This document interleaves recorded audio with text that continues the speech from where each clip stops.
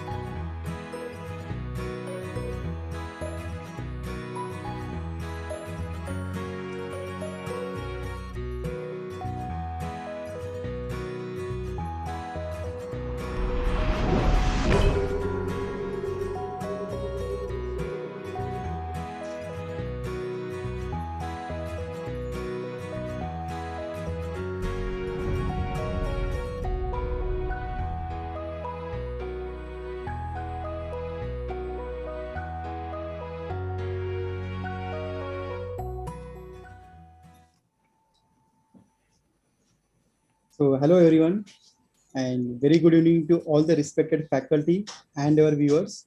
Myself, Dr. Sachin Chaudhary from Zydus Medical Team, would like to welcome you all for today's event on the sexual health. Today, we brings to you yet another exciting topic for the discussion, that is aesthetics, obstetrics, and sexuality. So, without wasting much of your time, please allow me to introduce the moderator for today's sessions. So, I'll just quickly share my slides. So, for the same, we have with us Dr. Apura Kumar Datta sir. So, he is a consultant obstetrics and gynecologist. He is an active member of FOXY. He is a national coordinator of FOXY CME or workshop for safe abortion and contraceptive care 2020.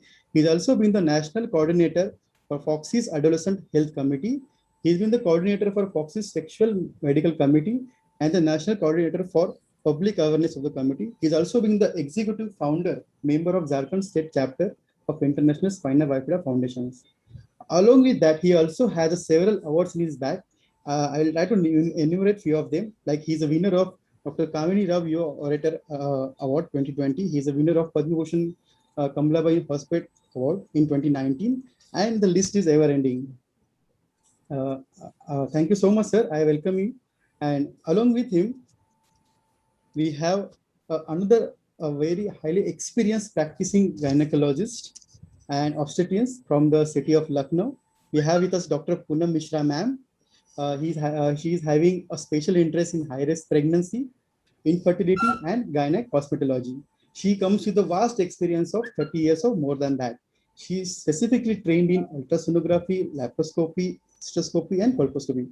Along with that, she also trained in cosmetic gynecology surgeries, then laser in cosmetic gynecologies and aesthetic medicine. She is a director of Manas Hospital, Lucknow, and she also runs an NGO with the name of Manav Seva Samsthan for social welfare. Thank you so much, ma'am. I welcome you all. With this short and brief introduction, now I request Dr. Poonam ma'am to please take it ahead. Thank you. Thanks a lot, Dr. Sachin. Thanks for those kind words. And yes, I am here. I'm very much thankful to Dr. Neeraj sir. And yes, so many stalwarts are there, and we are actually honored to moderate a very renowned aesthetic gynecologist who is going to be the speaker and the specialist over here. But first of all, I am here. I am going to introduce our sir, the chairperson sir, who is the man behind the curtain, who is the man in front of the curtain everywhere, who has brought up this subject, this very much sexuality, which has been always a hidden topic, and now this has come into something which is now open for the public awareness programs. Sir, you were great, and you have done so many awareness programs that everyone is now talking about these things. So I am going to welcome Dr. Neeraj Jadhav, sir, who is the chairperson of Sexual Medicine Committee, FOGSI, and is the vice president, Rajkot Menopause Society, and has been the past president of Rajkot Obs and Gynae Society. This is just a very small introduction. He's a very huge personality, and you all are knowing, and you all will be knowing throughout this session. Over to you, sir. Neeraj, sir. Thank you, Dr. Poonam, for such kind words. Good evening. On behalf of Sexual Medicine and Public Awareness Committee of FOGSI, I welcome all of you. We started public awareness program in memory of our dear friend Dr. Parag Patil, whom we lost to COVID last year on 21st June. It's almost 1 year he left us. We always miss him in any activity of Sexual Medicine Committee. He was such a dedicated worker for sexual medicine since beginning. Sexual Medicine Committee is always committed to raise the public awareness regarding sexual health. Sexual health is fundamental to our overall health, but still we are not comfortable to talk about it openly. From ancient time, India has recognized sexual health as very important right of human being. We were advanced in sex and sexuality from the rest of the world, but in course of time, it became topic of taboo. To remove myths and taboo associated with the sex, we started this series with our partner, Zydus Fortiza, and this is our 7th program. We are doing regularly public forum related to different topics of sexuality. Today, we will discuss one relatively new and developing field, that the aesthetic gynecology or cosmetic gynecology, and how it is related to sex and sexuality, and how it's useful in the different sexual dysfunction. So I am sure after today's program, you will understand many things about aesthetic gynecology, and it will clear many doubts and queries about this topic. So welcome all of you once again to this wonderful session of public forum on aesthetic gynecology and sexuality. Thank you. Over to you, Dr. Poonam. Yes, sir. Thank you so much, sir. And yes, now it's turn for our Dr. Apurva. He is going to introduce our chief guest. Dr. Apurva, over to you. Thank you so much, ma'am. Dr. Reshma, ma'am, is well known for face, and she is today's the chief guest for today's session. We will join some time late, so we can proceed to introduce our guest of honor. And when she will come, we will introduce her and release our newsletter. Over to you, Poonam, ma'am, to introduce the guest of honor for today, Ajay Mane, sir. Okay, Dr. Apurva. And yes, I'm really feeling honored to welcome Dr. Ajay Mane, the stalwart of our Sexual Medicine Committee. Sir is here. Welcome, sir. Welcome to the board. And sir, Dr. Ajay Mane, sir, is the member, the renowned person, NIMC, National Inspection and Monitoring Committee, PCPNDT Wing, Government of India. He is a medical legal consultant since last 18 years. Chairperson, official, Association of Maharashtra Obs and Gynae Societies website, 2018 to 20 and 2022-22. He has been the chairperson of our Sexual Medicine Committee. The tenure was 2014 to 16, and he is the chairperson Adolescent Health Education Committee, AMOGS, from 2012 to 14 and 2014 to 16. He has been the past president, Aurangabad Obs and Gynae Society. He's the trainer, FOGSI, Adolescent Health Committee. He's a health advisor, Sports Authority of India, charter president, Rotary Club of Aurangabad, a lead. So welcome, sir. We are waiting for a few words from you. Thank you, Poonam. Indeed, it was my pleasure to be with all stalwarts like Neeraj Bhai, who is my real brother, and Ruby, who is a stalwart in this aesthetic gynecology field. I'm very much happy today because the committee is taken over by me in 2014. Till that moment, it was very suboptimal committee, and from that moment, I could do something, and the Neeraj has taken this committee to the peak of its career of the committee, basically. So I congratulate Neeraj for that. And basically, this Foxy Sexual Medicine Committee and Public Awareness Committee led by Dr. Kalyan Barmade and Foxy Sexual Medicine Committee led by Dr. Neeraj Jadhav, both are doing very excellent work in the field of public awareness in the field of sexuality. As Neeraj said, we may have some issues about the speaking about the sexuality in our family, in our friends. In overall, the gynecologists also don't want to speak about the sexuality, and moreover, the aesthetic part is not at all concerned or not at all basically bothered about by the patients also and by the consultants also. It's very a bad part on our way, because in ancient India we were having a civilization that was respecting the aesthetic gynecology and all sexual medicine things and sexuality. And because the Kama Sutra was originated by Lord Shiva in India and the gift to all the world, and in olden temples we can see all the anatomy, physiology, everything was up to mark, and rather I think it is better than today's our scenario. So we have to respect that, and Ruby is doing very excellent work in that field. So I congratulate Ruby also for having the work done here. And Dr. Parag Patil was very beloved and dear friend of us. He fought for 1 month against this corona, but unfortunately we lost him. That is very bad part. And Neeraj has started a CME in name of Dr. Parag Patil Memorial Public Awareness Live CME. It was nice concept. And the second concept which Neeraj brought is only question and answer. Because see, in what happens, we are conducting lectures, and the lecture has been finished within time or maybe exceeding the time, and the audience is remaining still quiet because they don't have time to ask the questions and go for the answers. So this is the best concept, to have only question and answers, and the answer will be given by such a stalwart by Ruby. And I'm thankful to Neeraj for giving me the chance to be here within you. I thank you, Apurva and Poonam. And I welcome Reshma ma'am. Now I can see. Hi ma'am, how are you? You are muted, ma'am. You are muted. Okay, great to have such a stalwart with us. And I wish every success to this series of webinars and question answers to Neeraj and Ruby. Thank you very much. Over to you. Thank you so much. We have our chief guest today with us. Welcome, Reshma ma'am.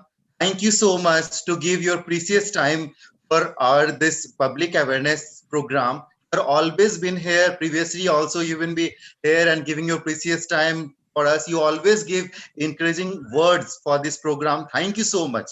So I think we doesn't need any introduction for the Reshma ma'am. Just in a few words, ma'am is just immediate past president Mumbai OBJ Society for 2020-2021. She's assistant treasurer International Federation of Fertility Societies. She's a past president of SAR, AG, Foxy. She is a consultant gynecologist of Leelavati Ashlok Hinduja Healthcare Hospital. She is fellow of the Royal College of Obstetrics and Gynecology, London. She has been awarded many awards in her credit. This whole 2 hours, I think, is less to introduce her. She has more than 36 publications as in a chapter. She has been more than 400 lectures in different national and international conferences. She has been delivered more than 60 oration in different national and international conferences. Welcome in this program, ma'am. Thank you so much for being here. Over to you, ma'am, for your kind words. Yes, ma'am. Thank you. Thank you so much, Apurva. Such wonderful words. Good evening to all of you. And let me begin by apologizing. I was on another webinar giving a lecture. So sorry about that. But this is really important to me, and which is why I quickly wrapped up there and came here, because I think Dr. Neeraj is really trying to make a difference. I have seen that this was not a committee which was very, very active or doing a lot of work. I mean, they did, everyone tries in their own way. But since Dr. Neeraj has come in as chairperson of this committee, I've seen it doing amazing work constantly. There is some activity going on, and a lot of teaching, training, competitions, whereby youngsters are being introduced to the idea and are being sort of told to put aside their inhibitions or their concerns and be able to at least talk openly about a subject which many of us have swept under the carpet for the longest time. I've always believed that it is your own perception or how you look at yourself which matters. If you look at yourself and you see perfection, fine, that's the way it is. But if you yourself are not happy about any aspect of your body, if there is some change that you want, I think you have every right to look for that change and to seek that change. And all these years, the genital area was like, you cannot talk about it, you cannot, mention it, it is something to be hidden and suppressed away. But fortunately, just like menstruation is a subject which has come out into the open, everyone is talking about it. Recently on Facebook, everywhere it was splattered, even by non-doctors, about let's talk menstruation, nothing to be ashamed of. Similarly, aesthetic gynecology, what is there to be afraid of, or what is there to be shy of, or what is there to be sort of hiding that particular thing? In fact, I mean, as a personal experience, a doctor friend of mine a while ago had abdominoplasty surgery, and then she told everyone around her that she was going for a hysterectomy because she didn't want to tell anybody she was going for a plastic surgery. Now, how is a plastic surgery shameful and how is a hysterectomy not shameful? But this is a doctor in our own field, right? So we have decided that plastic surgery is bad. It's something to be ashamed of. You shouldn't talk to people about it. Hysterectomy is okay, no problem. So we have all set these barriers within our own mind. And if doctors have these barriers, if gynecologists have these barriers and this way of looking at things, how can we expect others to sort of open out and come out with their problems? And sometimes these aesthetic problems, these issues may be a major cause for discord in a marriage. There may be a major cause for sexual dysfunction, for incompatibility, for problems. So if you think everything is fine, it's fine. But if you feel there is a problem and you want to rectify that problem, you must go out and seek a solution. Unfortunately, today, we have wonderful doctors such as Dr. Ruby, who is not only an expert, but who's also talking about it, teaching it, to selflessly spreading the knowledge. And I've seen her in so many different forums coming out and sharing the knowledge because it's a relatively new science and a lot needs to be learned. And I was surprised to learn very recently that it is the most rapidly growing segment of gynecological subspecialties. So a lot of doctors are developing an interest in this and, sort of spreading that information. So I think a huge part of credit has to go to doctors like Dr. Neeraj, who are going out of their way to promote this particular aspect. And, I heard Dr. Ajay say, this is our culture for so many years, sexuality, sexual function has been something which Hindu culture has been quite open about. And I think it's in fact in the recent modern times that we have actually swept it under the carpet. So I'm so glad that conversations are starting, question answers are starting, and a lot of issues are being solved, not only for the patients, but also for the doctors, because I think that's where the problem starts. The doctors have the inhibitions. So thank you so much. And I myself look forward to hearing the question answers and possibly putting some questions across to some of you which are bothering me. So thank you so much. Thank you for this invitation, Dr. Neeraj. And I look forward to all the discussions. Thank you. Neeraj sir, Yes. should we go ahead with the release of the? Yes. Sir. Over to you, sir. Yes, sir. Say something. So with every public awareness program, we also release the newsletter related to that subject. So today we will release the newsletter on aesthetic gynecology and sexual dysfunction or sexuality. with the hand of our chief guest, Dr. Reshma Pai, madam. So, can you Apurva share this? Yes, I'm saying. Madam, this is our newsletter. We are releasing Wonderful. with your hand. We are missing that physical one, but I know. As soon as this COVID era over, no, we'll meet once. this is, madam, our first page of the public awareness newsletter. It's cosmetic gynecology and female sexuality. Wonderful. Congratulations. I think Dr. Parag Patil, looking down upon this world and his friends, will have a sense of peace and satisfaction that he's remembered so fondly. So many occasions we have remembered him, including in the MOGS on many, many occasions. And we are dedicating so many things to him. He's gone too soon, but he's really still present amongst us. Thanks to all these efforts that you all are making. That's wonderful. We directly go to the Yes. yes. This is the total, how many, 7 or 8 pages are there in this newsletter. So, madam, we will send it to everyone after this program. Wonderful. Congratulations for that. Excellent. Thank you. Thank you. Congratulations, Neeraj, for that. And thank you, Reshma madam, for inaugurating the. My pleasure completely. Thank you, madam. It's okay, Apurva. Now we can close the sharing. So should we go ahead? Yeah.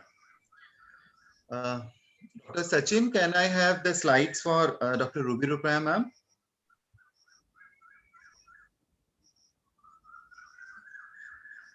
Yeah. So faculty for today's this public awareness program is none other than our own Dr. Ruby Rupraya, ma'am. She's a well-known face in aesthetic gynecology. She doesn't need any introduction. Ma'am is MBBS, MD, FMAS, DMIS, Diploma in Reproductive Medicine, Cosmetic Gynae, MBA. She is currently practicing in Dubai, UAE. Formerly, she was associate professor at Manipal University. She is at present the president of Society of Aesthetic and Regenerative Gynecology. She is among the editorial board of International Scientific Journals, senior member of European Society of Aesthetic Gynecology. She is the chairperson of Indian chapter of European Society of Aesthetic Gynecology. She is a scientific committee member of International Society of Gynecology, Aesthetic and Research. She is a trainer, international faculty in aesthetic gynecology in UAE and India. A lot of awards and achievement to her credits. So welcome, ma'am, and thank you for being with us and accept our invitation to have the faculty for today's. So without wasting the time, now coming to our scientific program for today.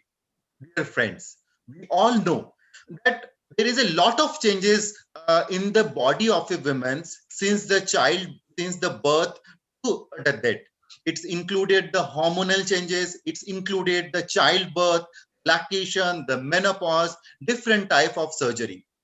These type of changes not only affect the body, but as well as her genital parts. So this brings a lot of satisfaction among her. There's a low self-estimation, there's a depression, and definitely it adversely affect the sexual health, the sexuality of a woman. It leads to sexual disharmony. It leads to quarrel between the couples, and ultimately, in lot of cases, it leads to broken marriage and divorce. So, this aesthetic gynecology, cosmetic gynecology, we all known to us, is very, very important nowadays. So, to answer your all questions, we have today Ruby Rupraya, ma'am. Over to you, Poonam Mishra, ma'am, to start the session with the first question. Welcome, Dr. Ruby. So we are going to start, without wasting any time. And I am starting for with the first question, that is very introductory one. What is cosmetic gynecology? Everybody wants to know, because this is a public awareness program. So everyone, like persons from common persons, should know about this cosmetic gynecology. So please elaborate this word. Yes, thank you. Hello, everybody. It's so great to be with very well-known people here and some of my favorite people. Good to see all of you. And thank you for this really nice and warm welcome. Cosmetic gynecology is a field that had come up in the past 20 years. It first came up in the Western society in United States of America. It started as a field where women were more vocal about their needs, especially their physical appearance down there in the female genital region. And it came by way of, essentially they were not happy with the labia minora. Those are the inner lips, the inner labial lips. That they were not happy. They felt they were too protruding. So they went in and they said that they wanted it to look very younger as in when they were teenagers. So this is a practice which did not start in the United States of chopping the inner lip and making it look aesthetically beautiful. It is something that was recorded in as early as the 3rd century. However, it became more common, more popularized in the Western society by way of magazines and, because they went in for complete shaving or removal of their hair, depilation of the hair, and they felt they were not very happy with the way things looked. So it started with the labia minora, okay, which is the inner lips, inner labial lips. And then it also went on to other aspects where they felt it was not very aesthetically appealing. So as cosmetic gynecology is nothing but where we doctors now try to give an aesthetic appeal to the genital region when it comes to the external genitalia of the women. It later then, by way of its surgery, it went and it addressed the functional capacity of the genital organs. For example, it became to encompass the lax vagina, where the vagina appears a bit loose after delivery. It was no longer the way it was in the younger age group, when there was protruding or laxity of the vagina, loose vagina. So they said, okay, let's do a surgery now to correct this and to close it back. So then it came about as vaginal tightening procedures, surgical vaginal tightening procedures. And then they said, okay, if we're doing the labiaplasty, we're doing this. Other tissues were probably not so proportionate. So then the area above the labia minora, where the clitoris is, and the area above that, where the mons is, the mons pubis. So all of this, then they said, okay, let's make it symmetrical so it looks aesthetically appealing. So the job of cosmetic gynecology is to give it an aesthetic appeal in terms of looks, just the way, as Dr. Rishma rightly said, it's all about how a woman feels about the way she looks. It's not just in the face, not just the arms, or we have these wings like I do over here, or it's not just about abdominoplasty. You're not happy, you feel after your delivery, you've lost all the weight, but you have the saggy skin. And what do you do about that? You want to still look proportionate, and why not? Likewise, you also want to look appealing down there, and for the reasons already mentioned. So this is cosmetic gynae. In today's date, cosmetic gynae has got now an extension. This cosmetic gynae now has got a functional extension, wherein we are now improving the functional tissue capacity and the functionality of the genital organs. So we have now gone over, we basically have copycatted what the dermatologists are doing and what the plastic surgeons are doing. So we have now imbibed, a lot of cell-based therapies such as platelet-rich plasma. If you've heard of PRP for the face, for the hair, and so on, we've started using those treatments. We use laser treatments, okay, just the way you rejuvenate your face or maybe your neck. We are now using those same devices down there to enhance the tissue performance. And it's not just laser, it could be radio frequency or other energy-based devices. And therefore, we have seen by using these energy-based devices, we have now started addressing other functions, such as we have now encroached upon to urogynecology. Okay, we're now slowly taking over there. We're looking at a condition called stress urinary incontinence, which is involuntary leakage of urine. And this is something that can be seen not just in the older women as they're nearing menopause, it can be seen even after the first delivery in a woman who's 20 years of age or in her 20s. So we have really started now expanding our scope in this field. This is, broadly speaking, it comes under cosmetic gynecology, but now we have an extension of it, which is now called functional gynecology. Very nice, very nice. So, so it's a teamwork, we can say. It's Yes, a teamwork, yes. yeah, and Yeah. and something We're just non-invasive. tentacles Getting sort our of. tentacles everywhere, yes. Yeah, because we have been doing all these things since long. All those gynecologists are doing vaginoplasties and everything, but yet some incorporations like that. Yeah. Apurva? I think in India, I'm so proud to say most of us are great at doing this work because we are exposed to so much of clinical and surgical work. Our skills are much, I think, Mhm. quite profound when it comes to repairs. We have been calling it vaginal repairs. Now, Exactly. if you want to say you're doing cosmetic gynecology, you're just saying we're doing vaginoplasty. You're not saying we're doing a vaginal floor repair. You're saying you're doing vaginoplasty. There might be a minor difference there in what we actually do. Yeah.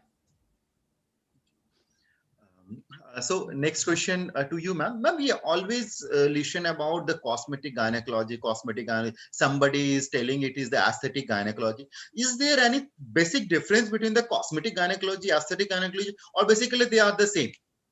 Well, so in the Americans are essentially calling it cosmetic gynecology because technically speaking, we are doing a cosmetic repair. And the Europeans are calling it aesthetic gynecology. But if you look at the English terminology, it is the aesthetic essence. So aesthetic is basically a sense, aesthetic appeal, right? Now, when you're giving a certain tissue by way of surgery and aesthetic appeal, you are crafting it out. So since you're crafting it out, a more appropriate terminology would be to stick to cosmetic gynecology. But it's an individual thing. I have myself have gotten so confused, but now that I've understood this, I've gone back to using cosmetic gynecology. Okay. So, Dr. Ruby, what is the importance of this cosmetic gynecology? Why a lady should, like, we have discussed a lot of things regarding that, but yes, what do you think? How important it is for a female? I think it's very important because we are not only dealing now, I stressed a lot about looks. However, it's not just about looks. I think more importantly, it's about Exactly. functions because a lot of women, how many times have we as gynecologists actually asked a woman after her delivery, do you suffer from any involuntary urinary leakage? We usually don't ask that. Now I do, but we have never asked that question. And this itself is something that bothers any woman. That if she's not able to do her exercise or her yoga very well, or if she's got a lax vagina, that she passes gas when not from the rear end, not from the anus, she's passing gas through the vagina.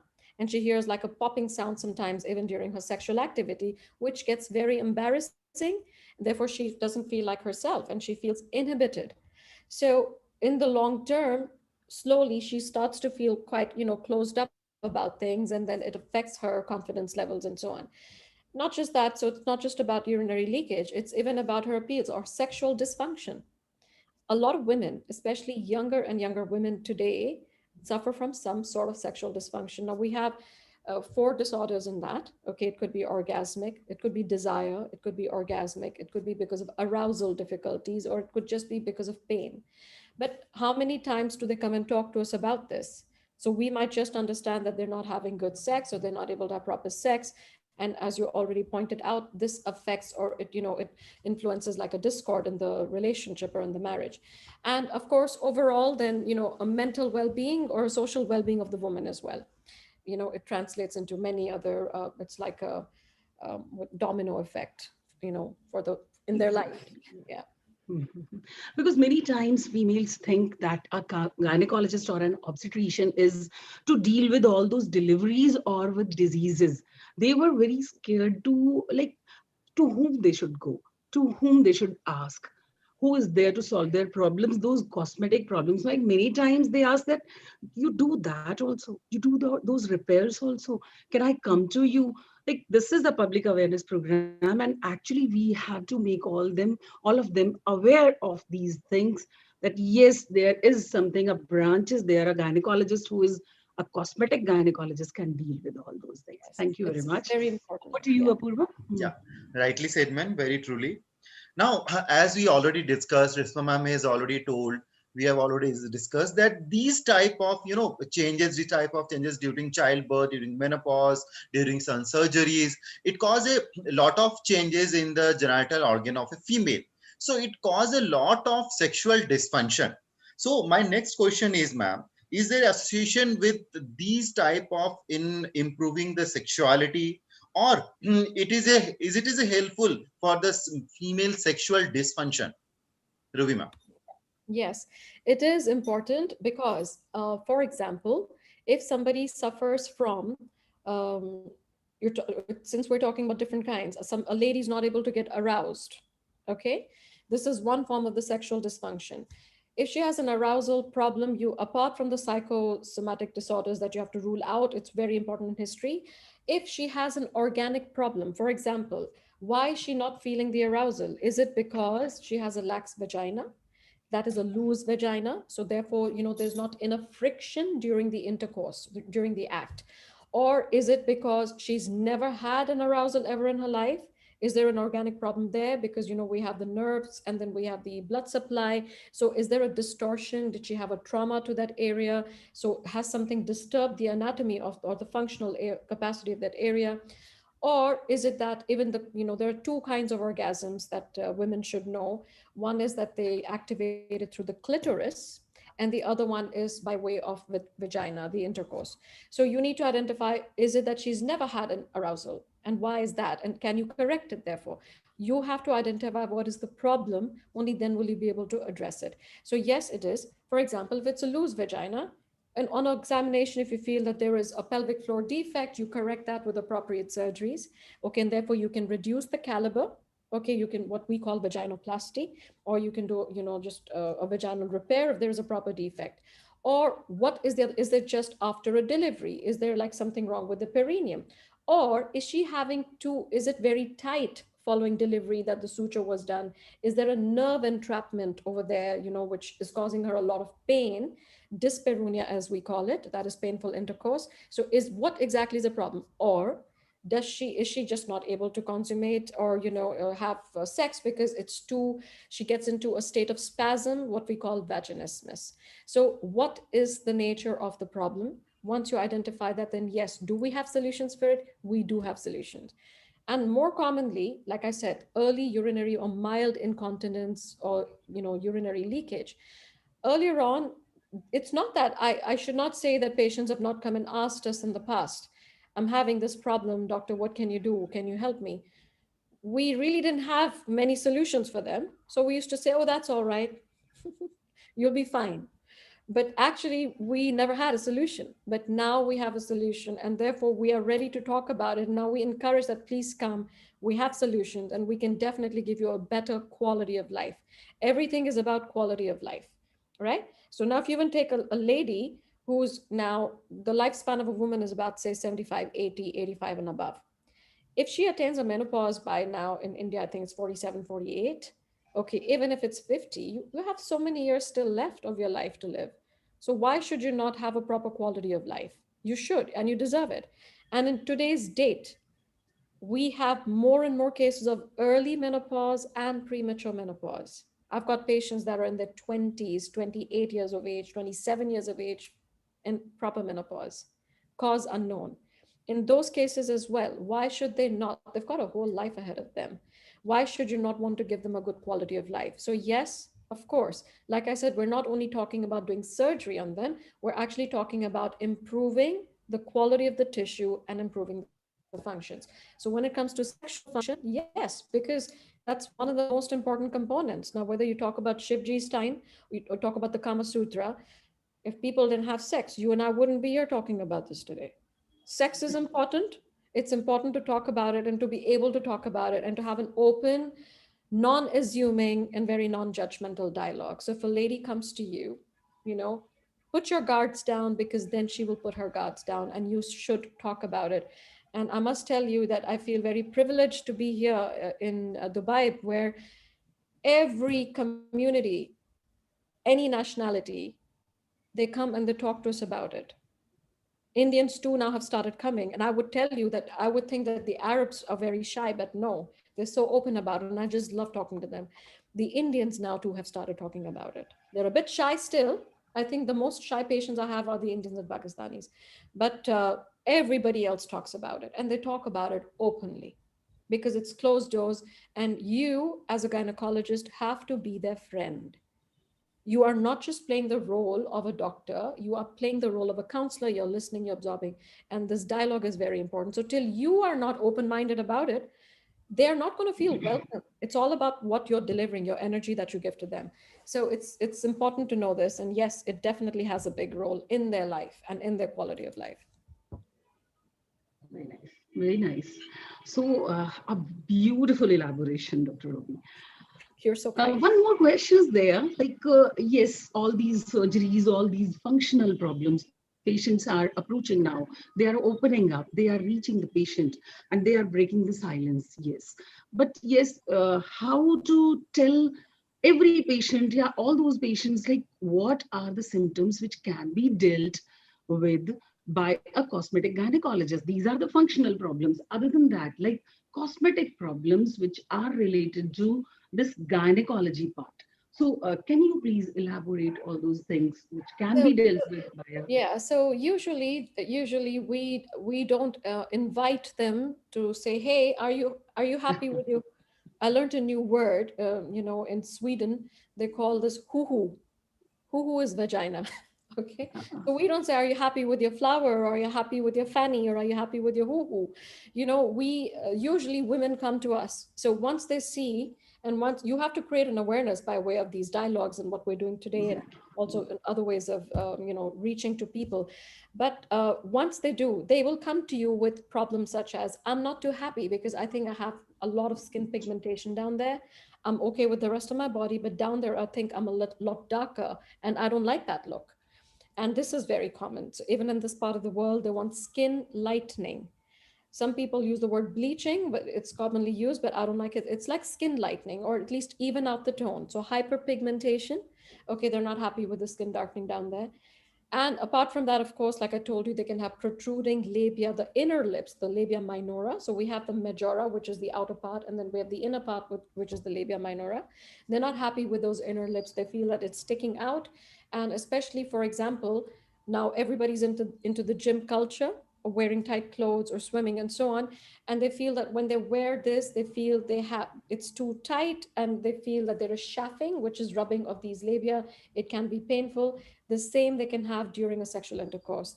They're not too happy with the friction, especially if it's hypertrophied or if it's enlarged. Or they could just come with the outer lips being very bulky or too puffy. They can feel that when they wear these tight clothes, it appears as a camel toe. So they feel that, okay, it's very embarrassing, and they feel they want to just keep pulling their tight clothes. So they might come and say to you that, I'm not happy with this protrusion. Can you reduce it so at least it looks all right and I look decent enough?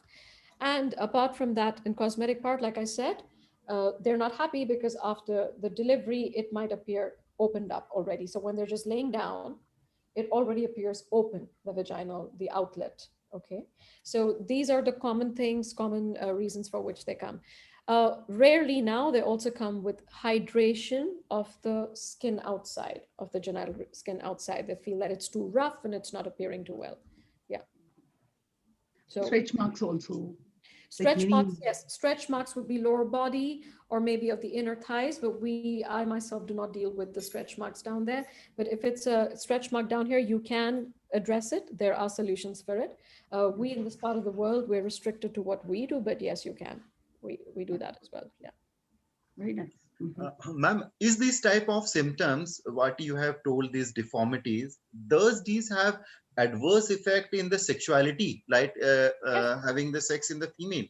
Yes. So if you talk about the labia minora protruding, so it can cause this undue friction with, the hypertrophy. Maybe it can be asymmetrical or symmetrical. That is, both sides are enlarged, elongated, and hypertrophied. So during sex, one of it might kind of just go inside, slip inside, and that can be painful.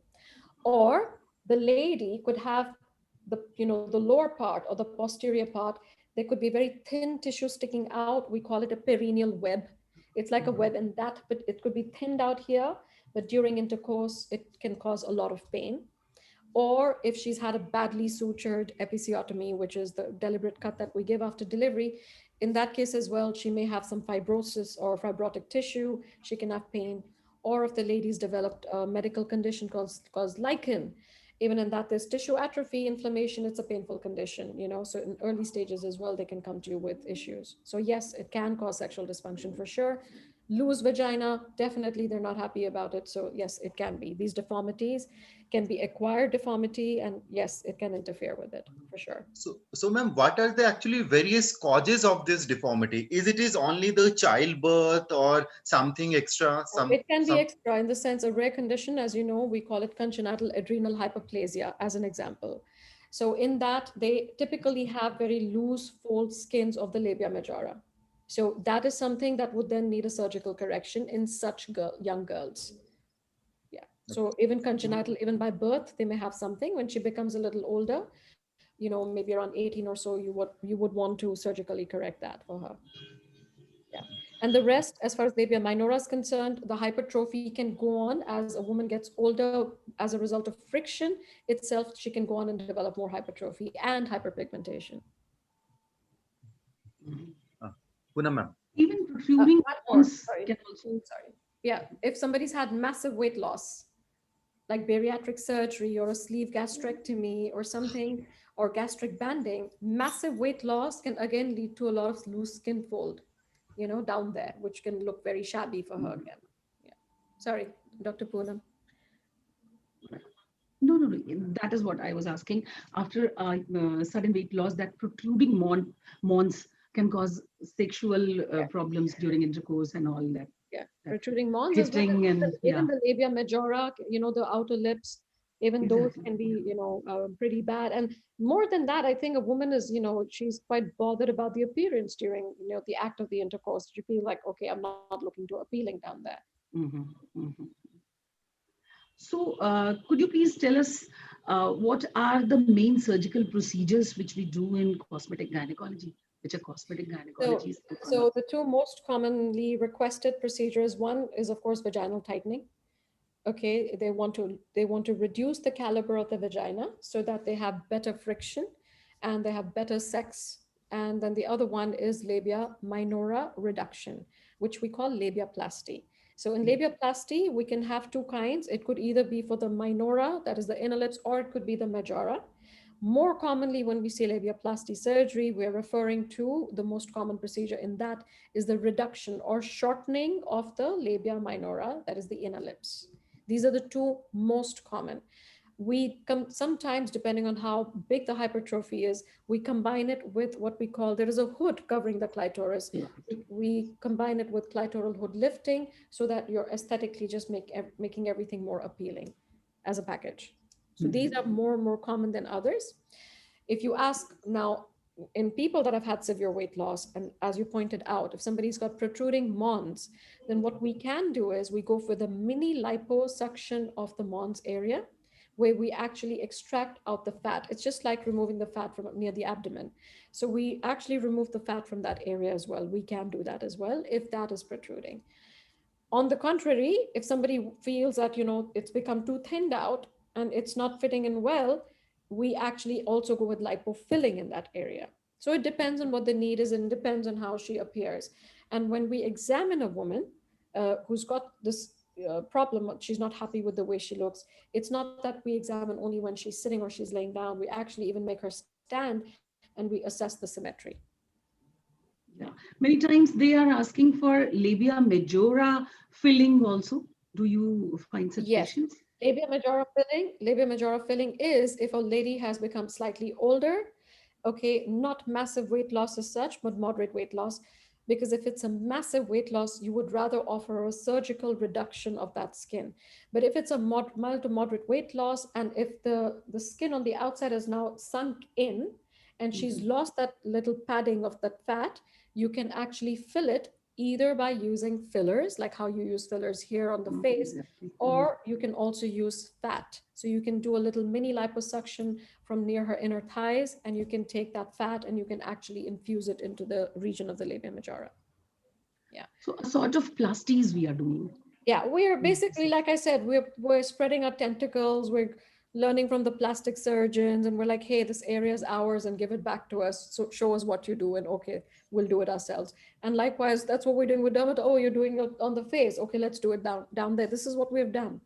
To be honest with you, we're just reclaiming our region, but we're just taking the science from, it's already been practiced. So in terms of safety, it's not that these are unsafe procedures. A lot of these things have been tested, they've been done. So we're on safe ground. The only thing is our skin down there is a little sensitive, so you still need to know about the science behind it. You want to make sure as a patient or as a client, you're going to somebody that's well trained and they know what they're talking about. Ma'am, whenever we have Indian population, we have everything in our mind. Oh, surgery. It may cause a lot of hurt. It may cause a lot of pain. It may have some complications, etc., etc. So, ma'am, I just wanted to ask how safe all these procedures, because these procedures are seems to be very good, very very matlab, seems to be very fascinating to everybody. But how safe these procedures are? And is there any complications, the remote complications or something like that with these procedures? Well, there's complications with every procedure. Okay, so if somebody says there's no complications, then they're not giving you the truth. There are complications in like even in a cesarean or even in a normal delivery, you have complications. In any surgery, you would have complications. So the common ones, would be if it's not done well, you can have hemorrhage, or if it's not done in a proper condition, you can have infection, or you can have, if you're talking now about this plastic surgery, you're talking about giving her an aesthetic appeal. And if you're not so surgically well trained and you do not know what you're doing, or if your markings in these surgeries, before the surgery, we have to know what we do is we mark the area out. As opposed to other surgeries, because in those surgeries, we're not really looking at, symmetry, we're looking at the disease. These are luxury surgeries. Those are necessity surgeries. In these surgeries, you have to be careful about approximation. You have to be careful about tissues, okay, the quality of the tissues. You have to be careful about what suture material you're using, and especially the post-operative care. So the commonest thing is, like in certain things, for example, if you talk about labia minora, labiaplasty, you can have a hemorrhage, okay, into that. So you can have like a hematoma there itself. Okay, it can appear like nice big blob blue, and it can cause asymmetry as a result of that. Or if it's not sutured well, and if you're not careful about, the vascular supply in that area, you can have, defects. You can have like these ear hole defects over there. Or there are a multitude of, suture related problems. Or if you've not taken the patient's history well, and she's got something like herpes, and you've not ruled that out, as a result of the herpes itself, she may have a bad outcome as far as the surgical correction is concerned. So it depends on the nature of the surgery. Or if you're using a filler, okay, to puff up the labia majora on the outside, she can have a granuloma formation, okay? Or if the filler is not done well, it can be asymmetry, or it could be too much of filler because you think, oh, it's not looking too good, let me just push more and more. In aesthetic or cosmetic surgery, we follow one principle, and that is less is more. Less is more. We don't overdo things. We go with just the right amount of correction, because there is a lot of change. As opposed to other surgeries, you're just, closing it. If you do a labiaplasty today, you will actually look at the outcome after 3 months. In 6 weeks, you'll get an idea. But at the end of the 3rd month is where you actually see what you're doing. And by the 6th month, it's set. So whatever we do in cosmetic surgery, you have to understand the outcome is not immediate. It is defined later. And the outcome is not only defined by the procedure that we're doing then and there, it is also because we treat the lady holistically. We look at her hormone levels, we look at her nutrition, we look at her diet, we look at her practices. And we have to look at all of these. So as a collective, we offer her treatment. It's like a package deal. We are not just doing the surgery, okay, just come and go.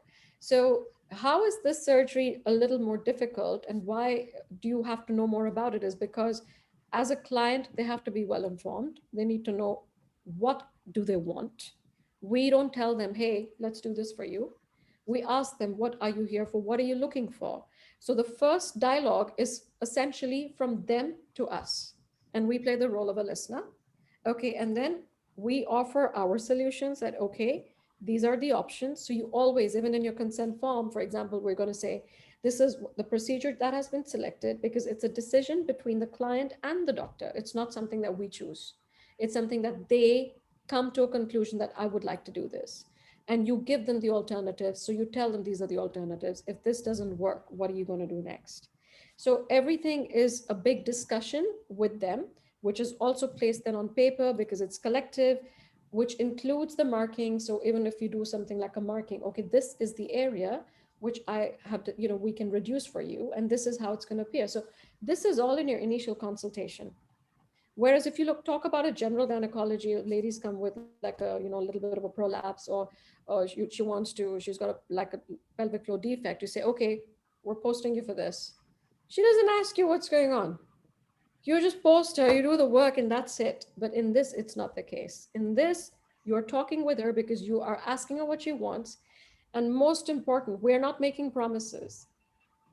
We're giving you solutions that we can offer to you and that can likely match the nearest outcome that you're looking for. So as a client.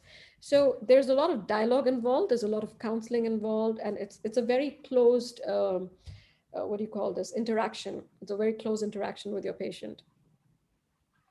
And so you spend a lot of time, 45 minutes to 1 hour at the least. Dr. Ruby, this is an era of non-surgical cosmetology, because these days patients come, and we are also watching many videos where liquid rhinoplasty is done and all those procedures for facelifting and everything without any surgical procedures. Yeah. Being done on the patient. So patients are asking for non-surgical gynae cosmetology also. So could you please enumerate all those non-surgical procedures which can be offered to our patients? Yeah. So in the non-surgical, again, there's a slight bit of a misnomer, which I think we as doctors need to clarify for our patients. If a lady comes to you and tells you, I want a tighter vagina, I've heard about the laser, can you do that for me? And can you use the laser for me because I don't want to undergo a surgery? My first response to her is, okay, let me have a look first. Because maybe she thinks she can get done with the laser, but the laser is not necessarily going to give her satisfaction of the outcome. Because if there is a lady who's got like a nice, loose, lax vagina, okay, she needs a pelvic floor repair. She needs a surgical correction. Even if you use an energy-based device, and when I say energy-based device, I'm referring to lasers, radio frequency, HIFU, and various other devices. So this is not going to give her the result that she wants. So if a lady says, I want this non-surgical treatment, you need to first examine her, take her through the process and tell her this is what you think, and ask her, what are you looking for? Now, in certain cases where the muscle tone is very good in the patient, in those cases, you can offer her the energy-based devices, okay? However, if it's a pelvic floor defect, which the doctor will ascertain on examination, then you have to go for a surgical correction. Add to that, if a patient is on the older side, okay, and she's perimenopausal, clearly her tissues are also shrunken and they're atrophied. So if she's got those thinned out tissues, in her case, I would rather offer her surgical correction along with non-surgical correction. What's the basic difference? Energy-based devices do not work on muscles. They actually work only on the superficial, the tissue mucosa. They're improving the function of the mucosa. They're not making it tight. So here, again, it's very important to ask, what is she looking for? Examine what is her need, assess what is her need, and then offer her the solution. But apart from this, if a lady says, okay, I've got urinary leakage, or I'm not too happy sexually, or I keep getting infections, I've taken all sorts of treatment, why does this infection keep coming back? Okay, commonly these, or like I said, if she's got lichen sclerosis, now we are offering these non-surgical solutions, which is using energy-based devices. We can add to that PRP or stem cells sometimes to, again, improve and enhance, to have an add-on effect on the tissues. Or, as we discussed earlier, you want to make it look better, so we have fillers, right? And then we have somebody with a sexual dysfunction. She wants to, be able to have an orgasm. So we have these various sensitive spots in the female genital region.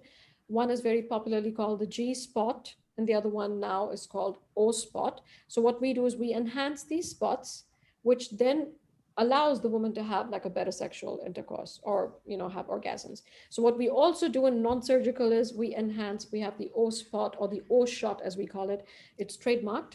And then we have the G shot or the G spot enhancement. So this is for the sexual dysfunction. So whether you're talking about medical conditions, recurrent infections, urinary incontinence, lichen sclerosis, vaginal varicosities, varicose veins, okay, inside around the vagina, thinned out tissue, atrophied thin tissue. She's having pain every time she's having sex because the tissue is too fragile. It's too, atrophied and thinned out. Even in that case, it becomes like a necessity. We can use energy-based devices in all of these alongside with other cell-based therapies. When I say cell-based, I'm talking about PRP, and I'm talking about, growth factors. I'm talking about stem cells. Or it could just be she wants to have better sex. So that is for sexual dysfunction. You can do the O spot enhancement. You can have the O shot or the G shot in that case, depending on what she really wants. These are broadly, yeah. So you mean to say that these devices are going to be helpful in those conditions which are not severe actually? They are mild or just a little moderate. Mild to moderate and with wonderful results. Okay, so if a lady already, as a simple good example is, if a lady already after the first delivery or during the course of a pregnancy while she's still pregnant has involuntary urinary leakage, she's going to go on later on in life and she's going to get incontinence for sure. So you will offer her this right now itself, like after her delivery. You're not going to wait for her to get older, like at the age of 40s or 50s, and then manifest this properly and then say, okay, now let's correct it for you. This is a solution you can give her immediately after her first delivery or after whichever delivery, as soon as you identify an early sign. Because what are we trying to do? When anybody undergoes like a natural process or childbirth, there is tissue remodeling taking place, meaning everything is now remodeled. You want to align it back, right? And how do these energy-based devices work? They are helping formation of new collagen. Collagen is the single most important protein of our body, right? It's the scaffold of our body. It keeps us up, whether you talk about the bones, hair, skin, whatever. Likewise, support system for all the tissues. So if the collagen has gone down, you want to enhance its growth. Now you can have collagen powders. They don't really work so much. Okay, I mean, they do to a certain extent. You can keep taking vitamin C, but you get limited results. Here, you're actually forcing the formation of new collagen precursors, which is fibroblasts, and then you're actually allowing it to become younger again.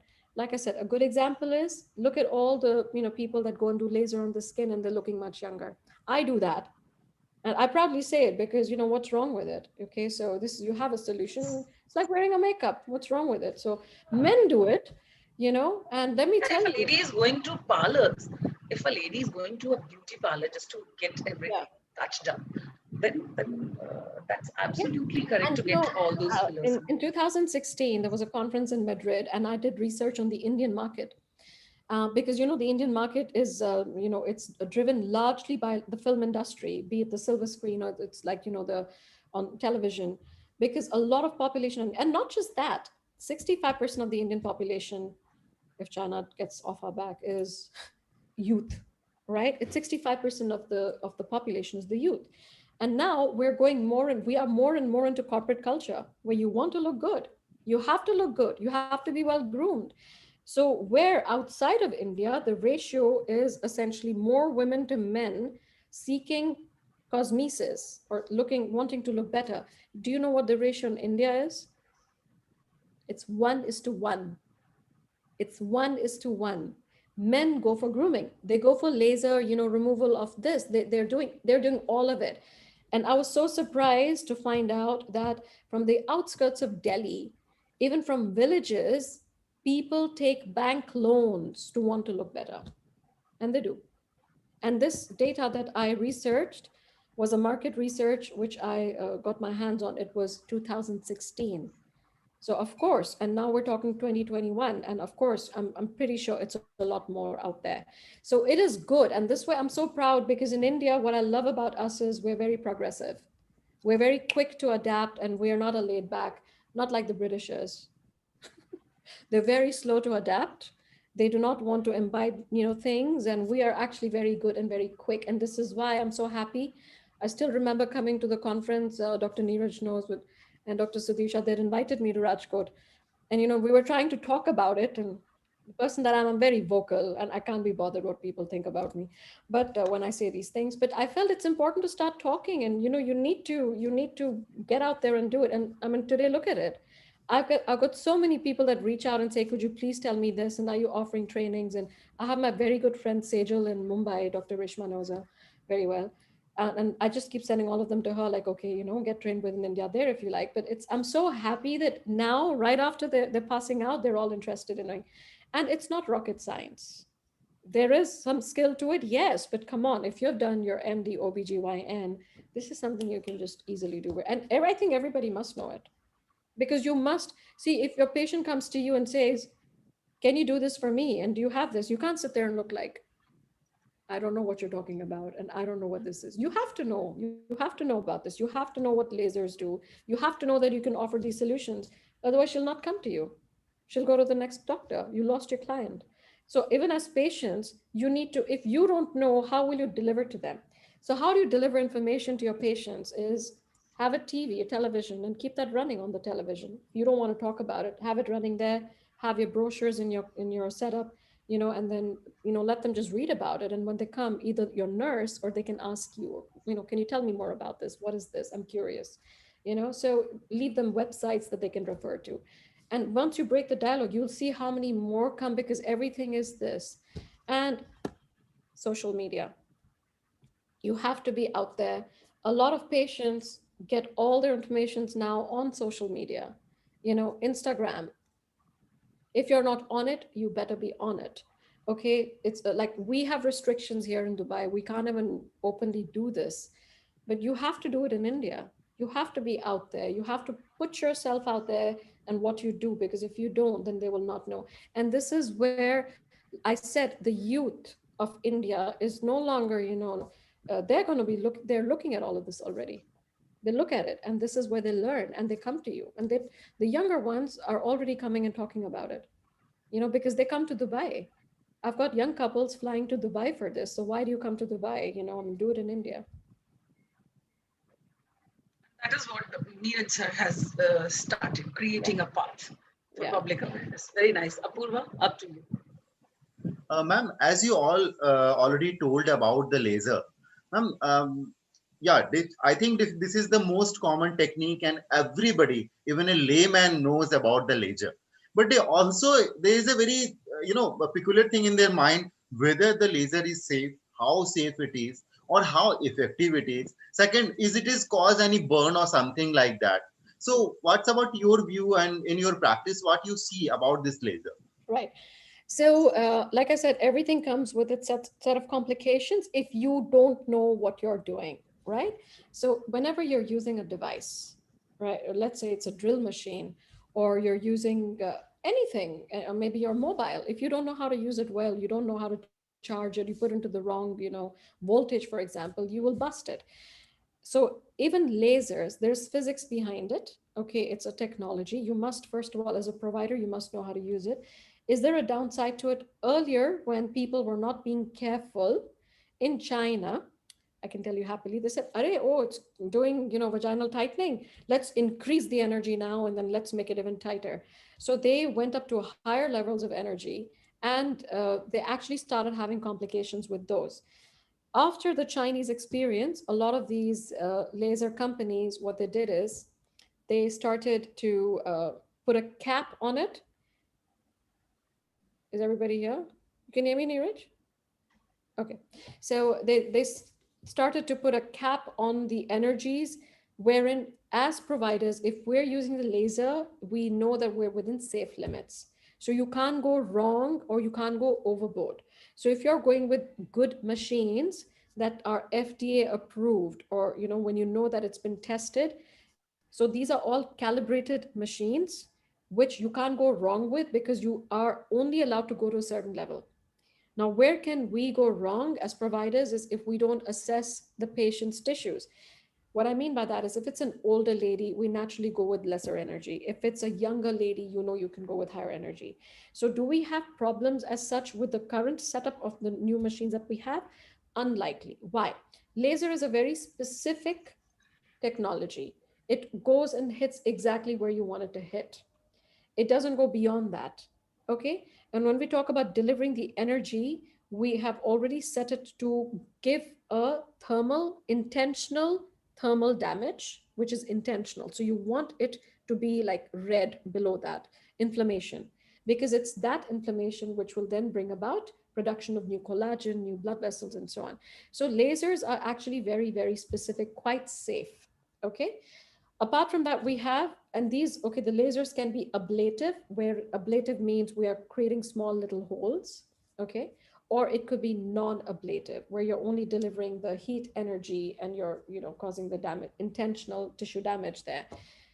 Or we can have, in lasers, we have like two kinds. We have a CO2 laser with erbium, and now we have got a diode laser, which we're also using, which has got great results. Then we have radio frequency devices, which are more safer. Again, they're non-ablative. We have HIFU, which is high intensity focused ultrasound. Maybe people know about HIFU even for the facelift and so on. We can use that as well down there in the vagina. So we have all of these, and they're pretty, more or less, they're pretty safe, and every person, and because you're spending a lot of money on these devices, you undergo your trainings for these as well. Okay, and then there's troubleshoot and so on, and you're calling them every now and then for the servicing, where they calibrate and they check everything out. So they're pretty, more or less, they're pretty safe. We haven't, perhaps you're asking me this question because there was a big concern raised by FDA in United States 2 or 3 years ago. If you look at that, there's a very nice write-up Dr. Marco Pelosi III has done on this. And if you visit his LinkedIn profile, I think it's called Who Let the Hounds Out or something like that, the title of that. And he's beautifully broken down the cases that were analyzed. First of all, FDA did not analyze these cases. These cases were analyzed by another database. And these machines were not used by proper doctors, authorized doctors. Sometimes they were used by technicians, or they were used by nurses, or by somebody that was not trained in that area at all. So there were 8 such cases that were reported. Okay, and then one of the patients, she already had a background urinary tract infection. So she was not screened well. So when you looked at the cases that they analyzed, no, none of the major commonly used devices that we use in the market today, they did not come up with any substantial evidence of a problem. So are they safe? They're very safe. Okay.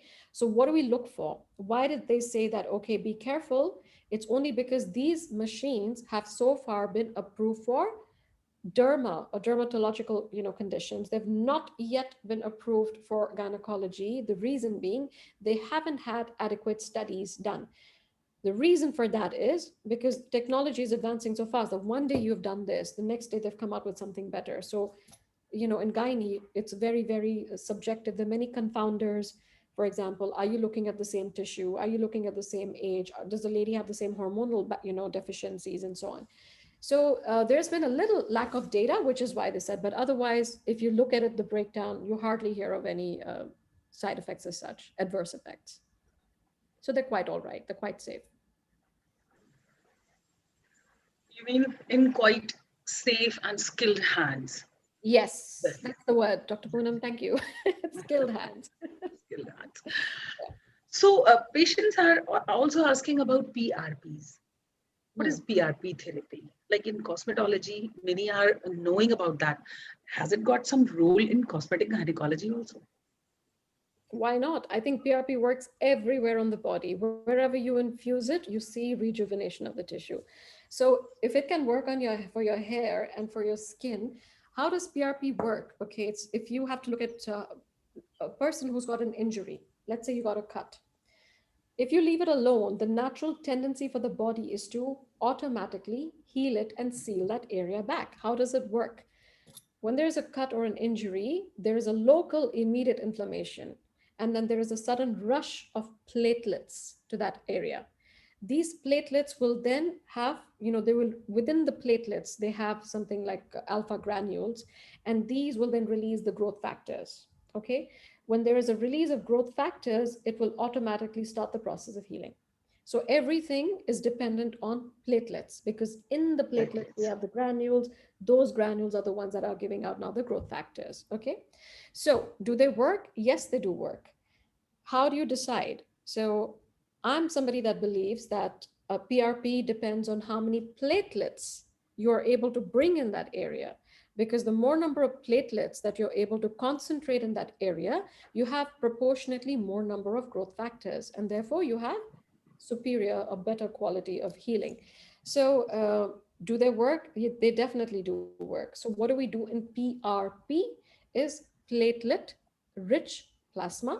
We just take, it's a very autologous, as in it's from the patient's own body. You're not expecting any side effects or any adverse effects, because you're just taking the patient's own blood, and then you centrifuge it, and you then you separate out the plasma, which contains high concentrate of platelets. You've taken that out, and then you have the rest of the blood components below.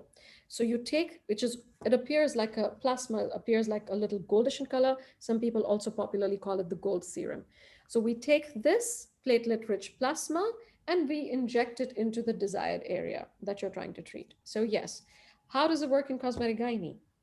My favorite is the O shot or the O spot enhancement. Why do I love the O spot so much? Is because as compared to the G shot, I like it because the G shot, not everybody's able to identify the G spot. So it's absent in as many as 40% of the women.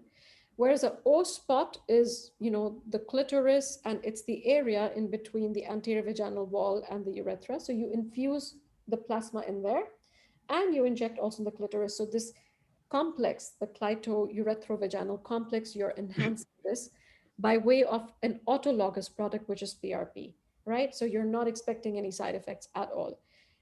In a G-spot enhancement, you are using a hyaluronic acid filler. It is a near similar biological component that we're using, but it's not from our own body. So it's not 100% natural. Plus, you may not be able to use it in somebody that lacks or is not able to identify the G spot. So PRP, yes, definitely has a big role. Also in lichen sclerosis, I've got patients, we do successive sessions on, we use PRP alone. You can use PRP alongside lasers, and these patients have never had to use steroids. So what you're doing with PRP is you're reversing the tissue age, you're reversing the inflammation that is there in the tissues, and you're making it younger again. So big role, very promising, I would say.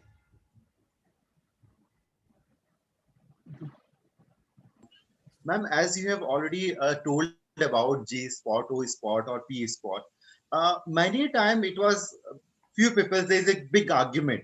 Few people are thinking that it's only the theoretical one and there is no practical basis.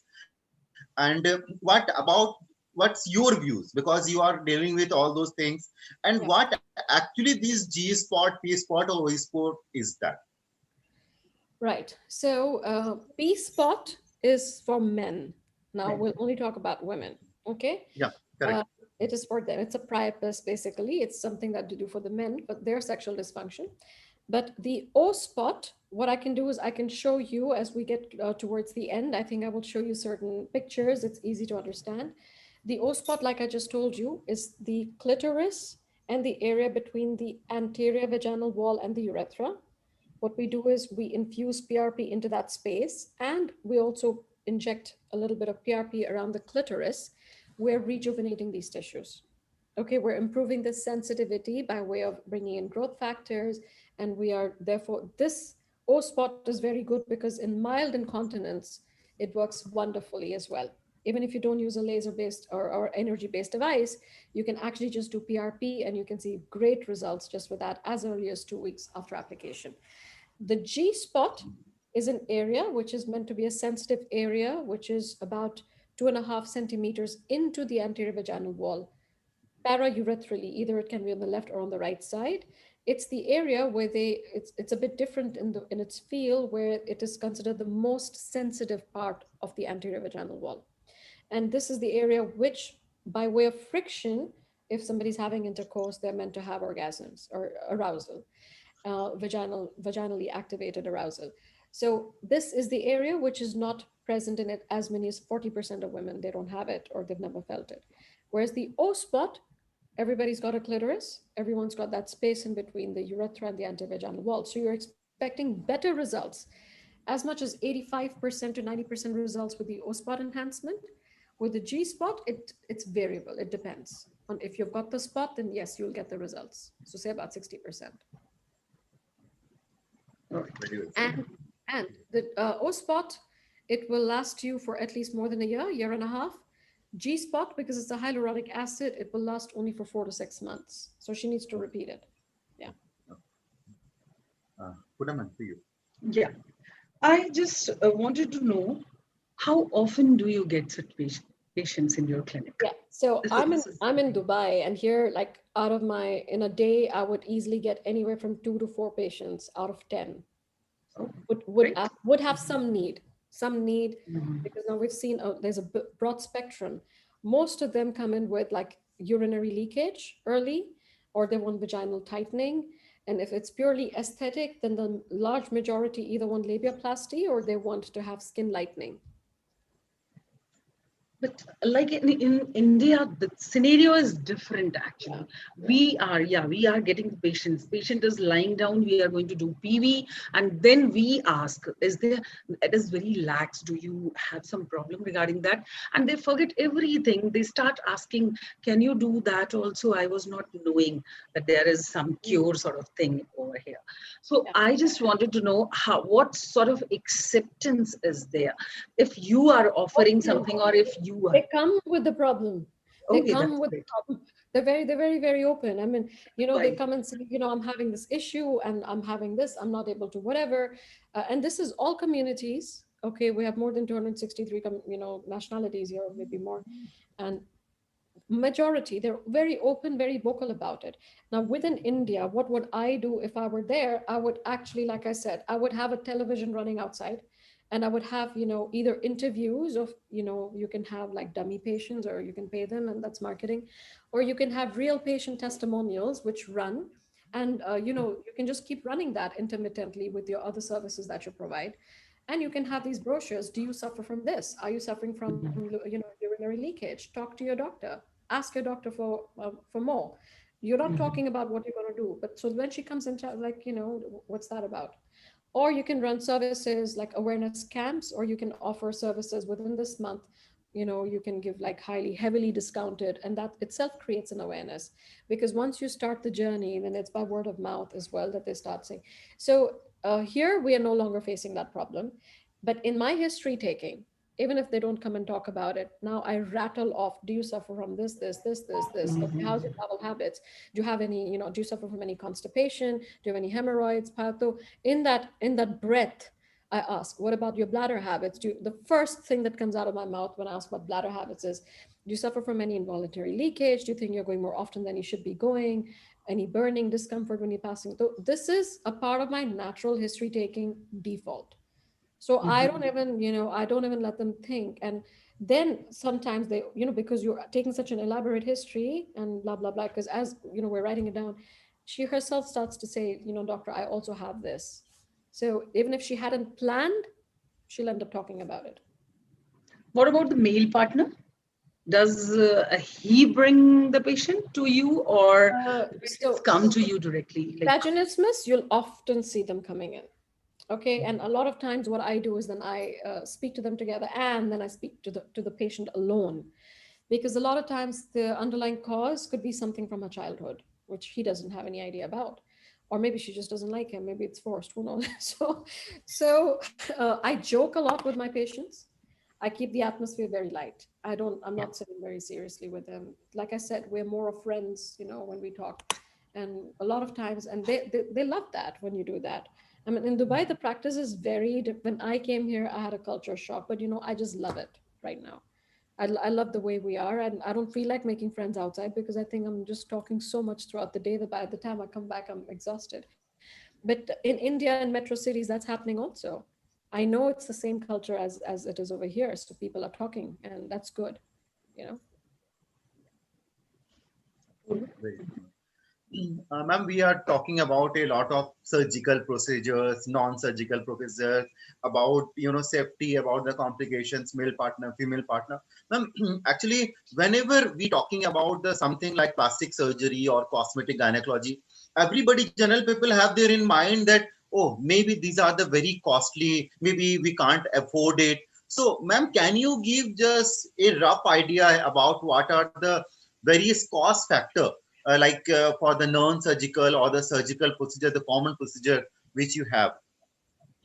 That is a very tricky question because if you are good, you will ask for money because they're paying you for the expertise, because there's a lot involved. It is not as simple as an insurance procedure or ki theek hai, iska fixed rate hai, hysterectomy, pay only this and that is it and this is done. No, this is a bespoke treatment. It's highly customized.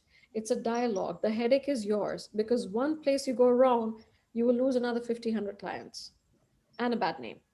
So here, when somebody's paying you, they're paying you for you and for your expertise and your skills. Yes, there is a cost involved. There is. Now, if you want to make it, like if you want to have offers to get the other crowd, remember, if a patient is not ready to pay you, you don't want that patient because she'll give you a headache. It's as simple as this. Okay, well, they'll do, and then you'll be like, oh God, why did I take this? Kham to hua nahi, and upar se headache. So you don't want that. Keep in mind, if you're having a chai samosa in a Taj hotel or something, you're ready to pay, right? Do you ask them, hey, why are you charging me like $250 for a chai? You keep your mouth shut and you pay. You know what I mean? You're paying for the service. There's a service involved, right? This is luxury. That is necessity. So when a patient comes to you for a medical necessity, so here, I'll give you the example. If I have to do PRP on a patient who is obviously lichen sclerosis, older woman, she'll need more than one session. I know it. It's a medical necessity. I'm not going to charge her much. But if she's coming for the O shot, now I can't compare Dubai rates with India, but I charge 10,000 dirhams for one O shot into 20. Ma'am, why I purposely asked this question, because just 2 days back, I had one patient in my OPD, a Muslim lady, previous 3 normal delivery, came with her mother, I think 23, 24-year-old lady, and not very, is a middle class family. And as soon as she entered in my chamber, she just crying heavily. Why? Because of 3 childbirth vaginal delivery, due to her vagina is very lax. So her husband doesn't want her to be with her, and he asked him, please go and have treatment or else I will give you the divorce. So the problem is that these type of things, lax vagina and these type of sexual dysfunction with those problems are very, very common. Yeah. It's not so uncommon even in the general public. So vaginal laxity doesn't really come as really a luxury as such. I mean, if I were you, I'd be reasonable in my pricing. I'd go with what you normally charge. Okay, like in a normal case. I'm talking about somebody who's come with, okay, I want this and I want a labiaplasty, or I want this to look like this and I want this lipofilling and stuff. I mean, you don't really need it. You're doing it for your own. So yeah, there you put a price to it. You do put a price to it because you're talking about patients that are, obviously higher end. A lady who is not socially well set is not going to come and ask you for these things. You got my point. So if it's somebody that's well off, your clientele is different. Even in those, you got to choose. Okay, even in those you choose. So we end up rejecting 30 to 40% of patients in practice. You reject. You're, not my cup of tea. You don't want a headache, because if you have a difficult patient, she will make your life difficult. So here we have something called BDD, body dysmorphic disorder. If you typically have somebody that's done a rhinoplasty, she's done an abdominoplasty, she's done this and then that and then that, that's a case that is likely got, she's not happy with herself overall. Okay, and she's got multiple, maybe 2-3 surgeries, not happy, went in again and again. That's typically a patient who might be having body dysmorphic disorder.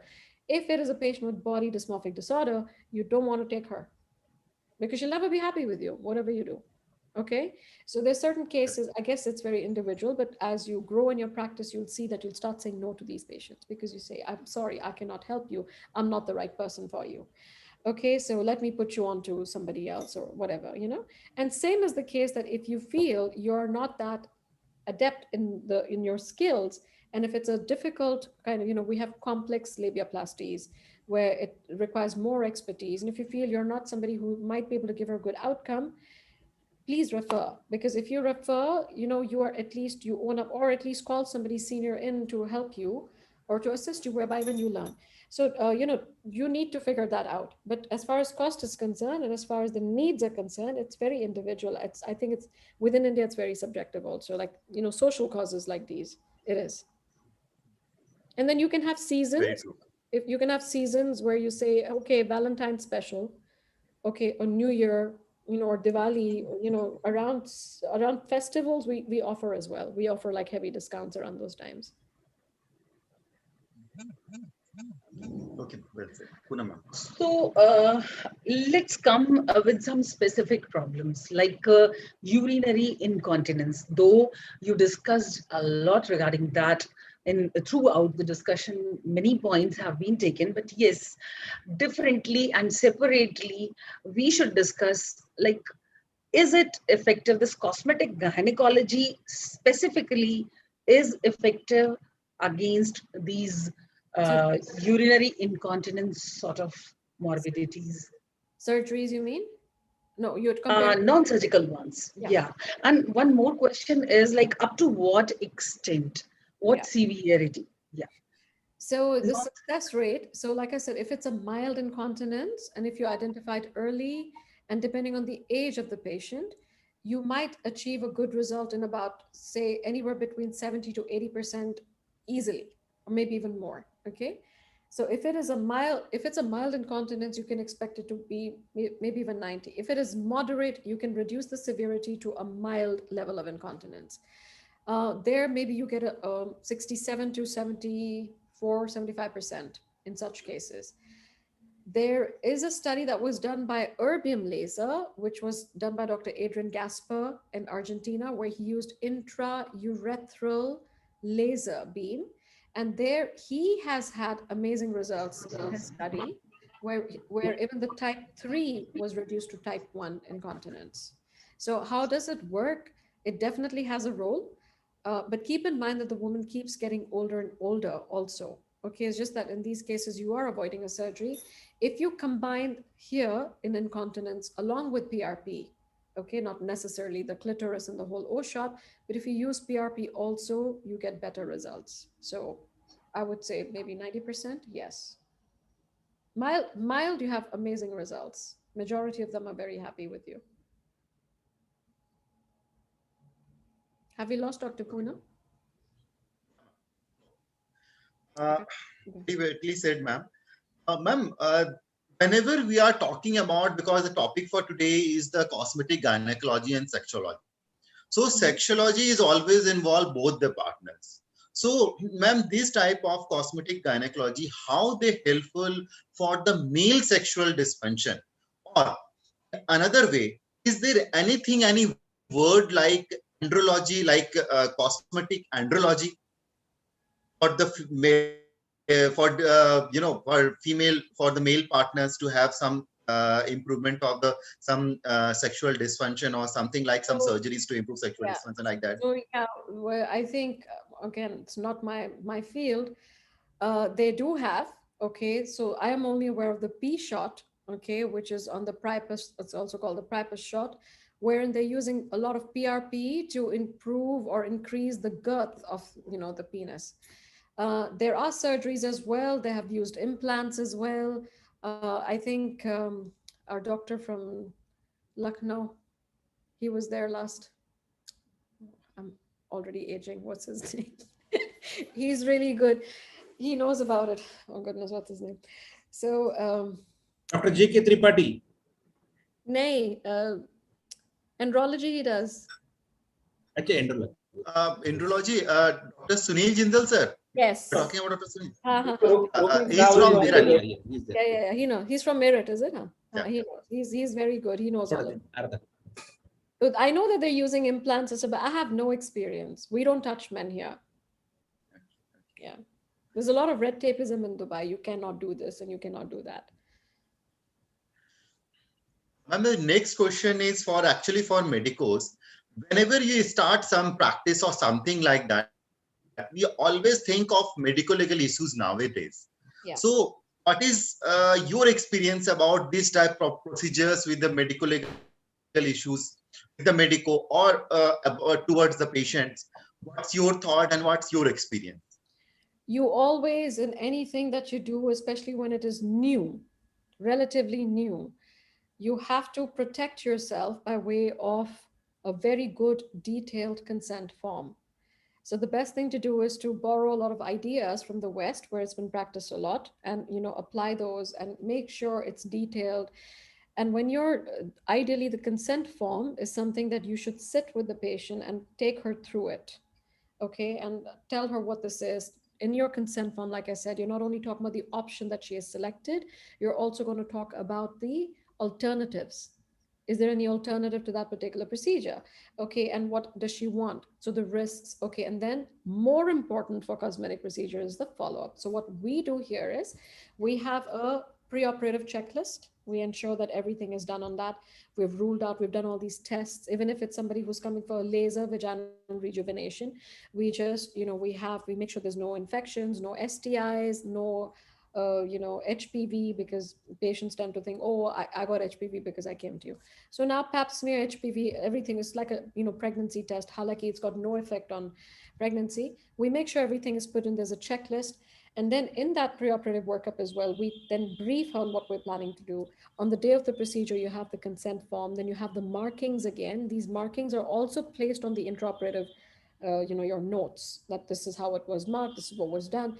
And we, before the surgery or before the procedure, if it is a surgery, we take her through the post-operative follow-up that will be required.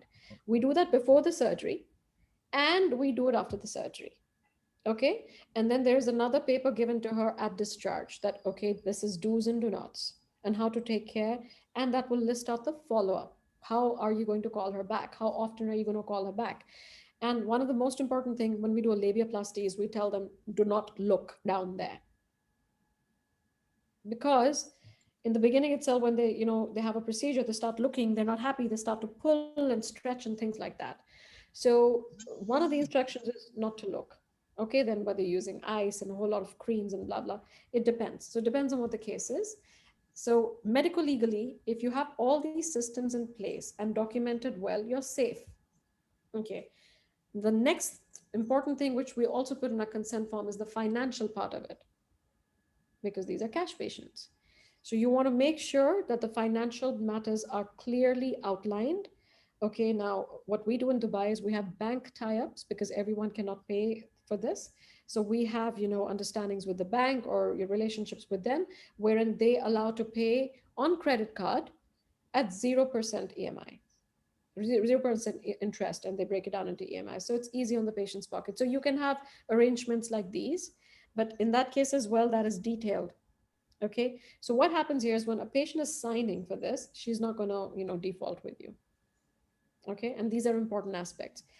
Another important aspect financially and now medical legally is if things don't go well, if there is a complication, she's not happy with something, and if it is something that's happened from the provider's end, then you want to give her a way out. As in, if she needs a revision surgery, she needs a revision of what's been done, you will then not charge her for the revision. Then it's done free of cost, it's covered. Okay, so clauses like these have to be outlined very well in your consent form, where everything's an understanding. Once you have everything detailed, you're less likely to have a problem. You can face medical legal issues if things are not explained, the patient is not well informed, and there's lack of trust. That's when they're not happy with you. But if you establish everything from beforehand, you are minimizing your risk of anything.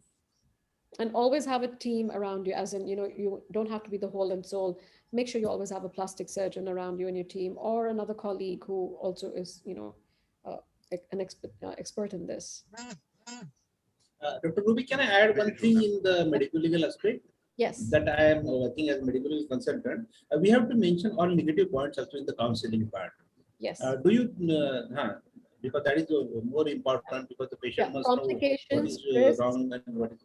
Yeah, exactly. What can go wrong? So complication, risk, it has to be outlined, and we should sit ourselves ideally and explain, take her through the consent form. Yeah. And then the alternatives. Yes. Okay. And then this is why in that consent form itself, in the same breath, we show the post-operative care and the workup. Because Yes. if the patient is already aware, I make her sign that also, that she has read and understood the post-op care and management. Because we've had patients where they don't take care, they come back then, especially labiaplasty, you tell them, to do certain, don't not do certain things, they don't care, that you'll see them. I met one of my own patients the next day. I told her, okay, be rested in this and this, and she was happily standing long queue. She came back with, it didn't turn out well, the outcome. Sutures are broken. So everything should be, the problems, when you face problems or your colleagues face problems, you learn from that. And then you just improvise, put more and more things down on your consent form or on your, Obviously. yeah. Everything should be written and expressed in well-in manner. Yes, yes. Yeah. Thank you.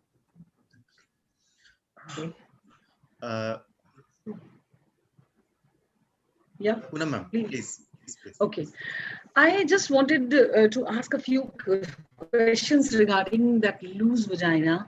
Patients are coming and patients have asked in their mails also regarding, like, is there any criteria after which age this treatment for this loose vagina should be given? Like, is there any cutoff? There's no cutoff. So I always encourage everybody to go have sex, because if somebody's on her own having sex in her 60s, her vagina actually looks like it's in its 40s. Okay. Why did I give these two ages? And that's true, because after the age of 40 is essentially when we are lacking testosterone and our hormones are going down in women, and the desire goes down, and then you're not having sex and the tissues are just getting atrophied and so on. In some of my British patients, they're very active and they've been very regularly active. And you look at their vagina, it's looking so young. So yes, this is something I tell them. And there are many patients that go on and have a good, like I said, quality of life. There is no cutoff as such, as far as I'm concerned, but my patients are usually after, I have not done anything on a woman in 70s for a vaginoplasty, if that's what you're asking. But you can start early. It depends, even in 20s, it depends on how many pregnancies they're having. So if they're not happy, if there is laxity, and then if a lady wants to make sure that her vagina remains tight, you have to make sure you tell her that, listen, are you planning to give vaginal birth again or not? Because if she wants to have another vaginal delivery, then there's no point in doing that vaginal repair for, just a short while. So you need to make sure that that's clear, that if we're going to do this for you now, then you want to go in for a cesarean in your next pregnancy if she has not completed a family. So this is one thing you have to address. And Dr. Ruby, will you go for Kegels exercise first, or will you? So the problem is that no, Kegels. So Kegels is good for toning, yes, but many patients don't do it. Okay, and therefore we have now another great solution, because we get lazier and lazier. So the machines are coming up. We have the electromagnetic chair. Okay, that is super if you can get that. I think in India we have two brands. I think Dr. Vidya Pancholia is using another brand in India. Yeah, forgetting the name. And we have Emsella is what I know everywhere. So you have electromagnetic. Okay. So I'm always bad with names. Okay, so I've got a bad memory. So, but these electromagnetic chairs are really good because they actually do the work for you. They give you, like a multitude of Kegels in a short span. It's the same intensity, and so you're using the same energy levels, and you're done with them in 3 weeks. So 2 sessions per week total. You're doing about 6 sessions, and that tones their muscles. So if you're talking about, even for incontinence, it works great. For men's erectile dysfunction, also this works great, this chair. And it's very good also for pelvic floor. However, if they still need a surgery, they need a surgery. So if they have a defect, you want to still do the correction. Actually, the question was for the young girls, because they are quite active sexually and they are reporting in OPDs and asking for vaginoplasties and vaginal tightenings. So is there any cutoff? I think they should be adult enough. More than 18 should be the exact age. So we don't do any cases less than 18 years of age. Exactly. Yeah. So that point of view, yes. Even labiaplasty here, mothers are bringing their daughters in their teens, less than 18, and we refuse because And yes, I'm sorry, Yeah, there was a lot of discussion regarding POXO Act, and before 18, if a lady is sexually active and she is reporting to you, that goes in a different Counsel. way actually. You Yeah, have we to should. counsel. You have to counsel because the genital tissues are still getting developed. So there, it's not complete yet. So you need to counsel positively and say, why don't you come back in when you turn 18, you know? Yeah. Related to this topic, only one more question is there. Apurva, should I go ahead? Yes, ma'am. Definitely. Yeah. Definitely. A few females are coming that they were having loose vagina, they are pregnant again, and they have delivered the baby also. Like after that delivery, after how long, after that delivery, how long should they wait? How long should they wait for that tightening to be done over them? So it's anywhere, the earliest we have done is 3 months, but ideally we say about 6 months. Okay. Because, you know, still the tissues are like dry, and then, you know, her entire, what do you say, body has not come back. Though by 6 weeks it's fine, but still there's a lot of hypertrophy, you know, we see, and it's still a bit red. So we, in some cases, we tell them to come in 6 months, but it depends on, again, what is a parity, how many children she's had, and so on. You can start as early as 3 months, but not in many. We usually offer at 6 months.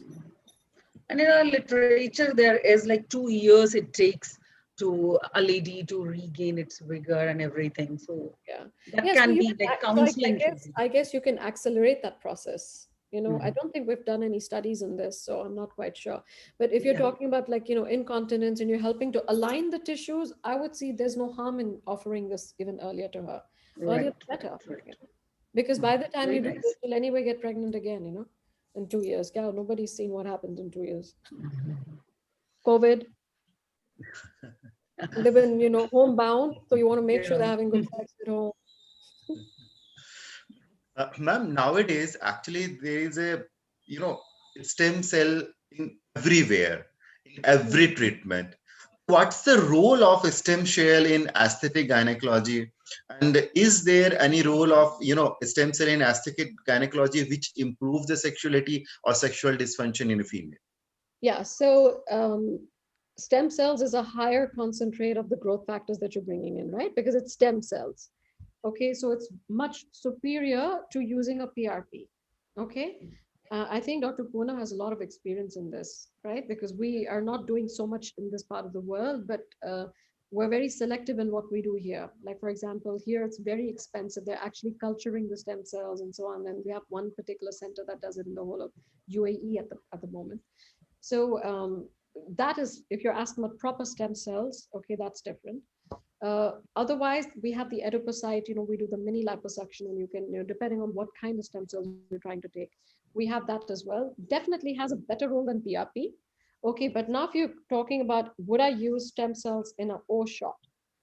No, because you want it to be very, very, very liquid in that area. So you're easily infusing it because that space is very narrow. In that, I still go with PRP. But the rest of the area, stem cells, higher the number you have, better the results. So even during the course of a vaginal surgery, like, or a tightening surgery and so on, you can actually use stem cells, you know, or even if you're doing, like if you're doing lipofilling, that itself is giving you some sort of stem cells there, like naturally, by way of lipofilling. Exactly. Yeah. Yeah. Right. And if you still have extra, and if she's still in her reproductive age group, put it inside the uterus, make the endometrium good. You know, it helps. Exactly. It is being utilized for ovarian rejuvenation and for endo to break the adhesions. And yes, For, Dr. Prabhu Mishra is doing a lot. even for, you know, poor endometrium, if there's some adenomyosis, I think I would like to try for that as well. I think it's great. And what I do is I give a lot of natural progesterone. So we have a compounding pharmacy in Dubai, and I know in India, it's, I was told that it's in 3 cities, Delhi, Mumbai, and Bangalore. So I was told the doctor in Delhi is Dr. Tribhuvan Gulati. I know who's doing it. I'm forgetting the name of the doctor in India. Sorry, in Mumbai. But I know anti-aging medicine is being practiced, and so therefore they should be having these compounded hormones.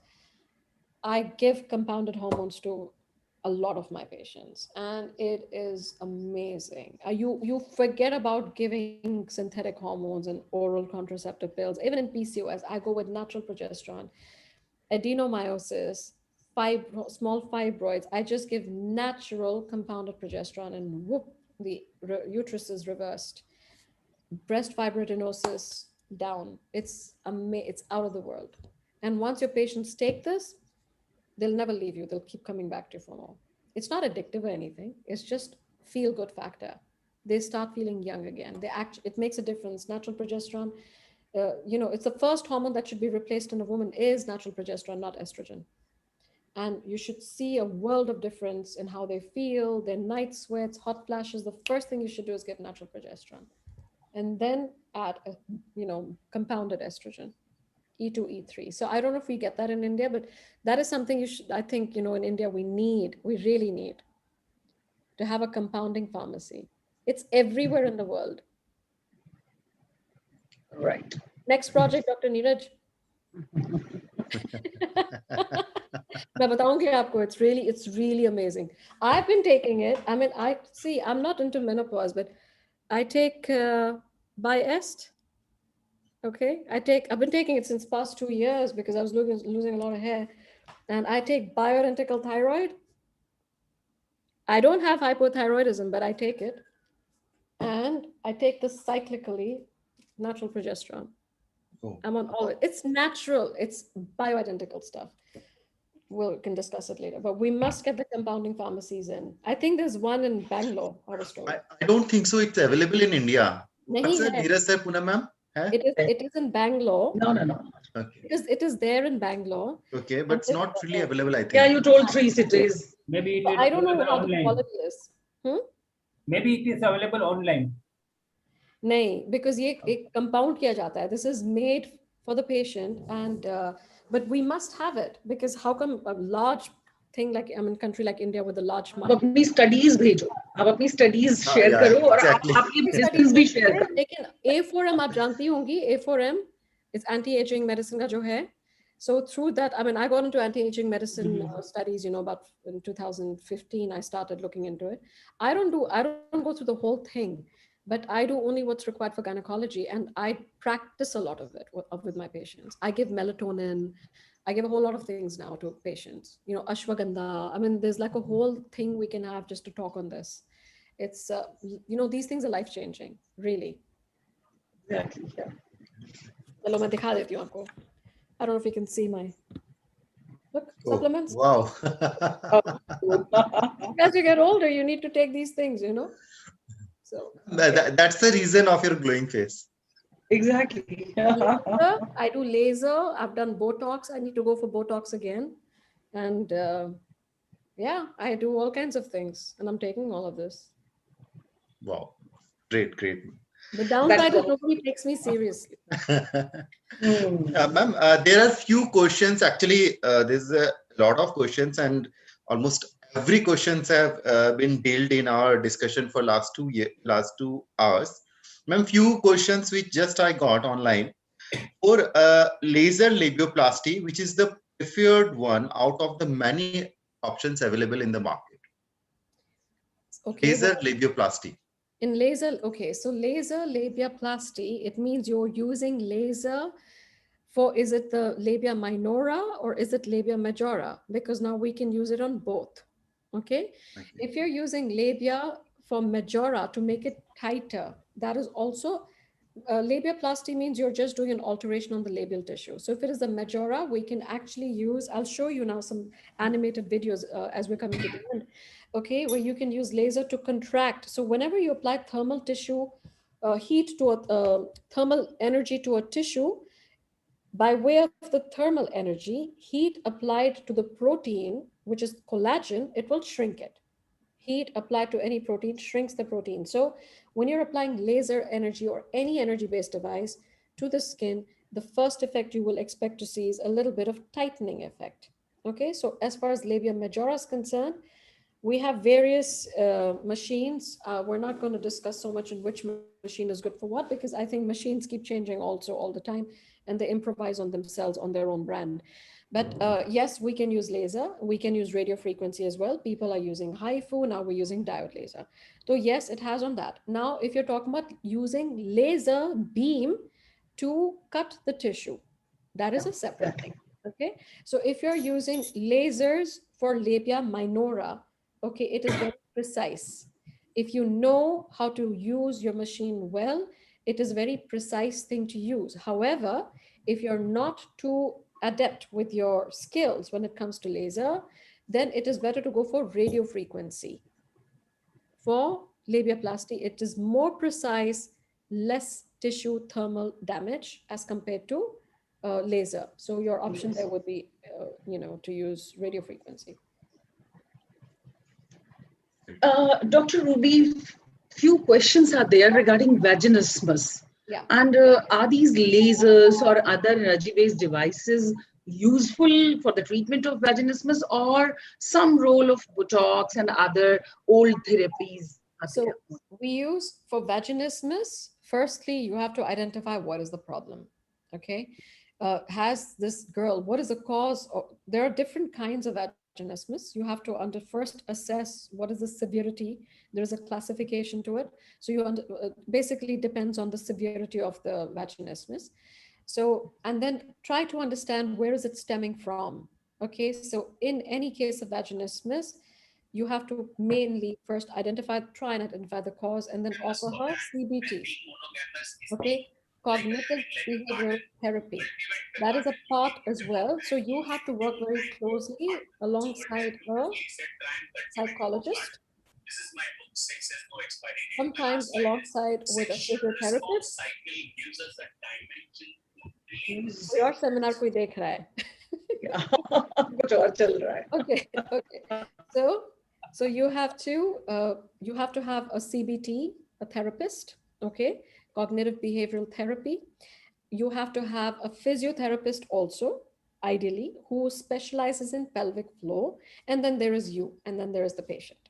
Okay, so this is like a package, because counseling is very important, very, very important. Don't undermine the importance of that. And when you're using treatment per se for your, what you would like to offer her, you can go with botulinum toxin, Botox. Okay. So depending on which area you identified how severe it is, you will choose the dose and so on. But we use Botox for vaginismus. And this immediately after the Botox treatment, in the same treatment session, you will use the vaginal dilators, okay, serial dilators, right? And then you have to train her on how she will use it at home as well. So there's the at-home therapy as well, which goes on for at least 1 to 2 months minimum. Okay, and then she will come back to you for a follow-up again and again. Okay, so you will assess and you will see, and then you will slowly introduce the sexual intercourse part of it in this. And physiotherapy also then becomes a way, because in this case, physiotherapy is to relax the tissues and to relax the muscles, as opposed to doing physiotherapy for making it tighter. So here you need somebody who's good at this. Yeah. So sometimes tightening hurts. Tightening will hurt if you've gone too tight. And you don't yeah, we can say like everyone is tightening, but sometimes that relaxation is needed. Yeah. And most of the time, vaginismus is something which is, we have not understood it really, why it happens. Sometimes we're not able to identify a cause at all. Like how much ever you probe, you are not able to identify the reason behind it. Ma'am, we are already past the time, and technical people are already messaged me or called me. Yes, we already, it's 2 hours is already gone.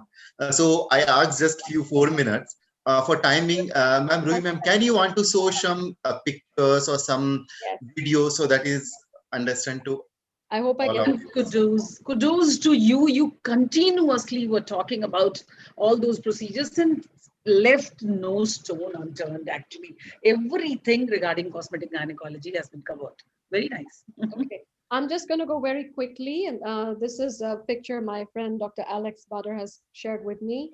This is just to show for the benefit of the audience on how an aged vagina looks. So here you can see that this is nice and moist with like a lot of folds, which is a younger vagina inside, as opposed to an atrophied vagina, which is dry, it's more inflamed, and it's more stretched out. There is loss of rugosity, those rugae, the folds. So this is the difference. And what we try to do when we're using energy-based devices, we try to shift it back to something which is more moist, okay, as you can see, the younger vagina. And this is what happens after we use energy-based devices.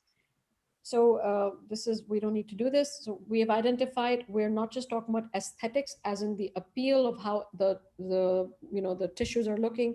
We also look at the functions when we're trying to talk about cosmetic gynecology. So cosmetic gynecology encompasses aesthetic appeal and the functional part. Both put together is cosmetic gynecology.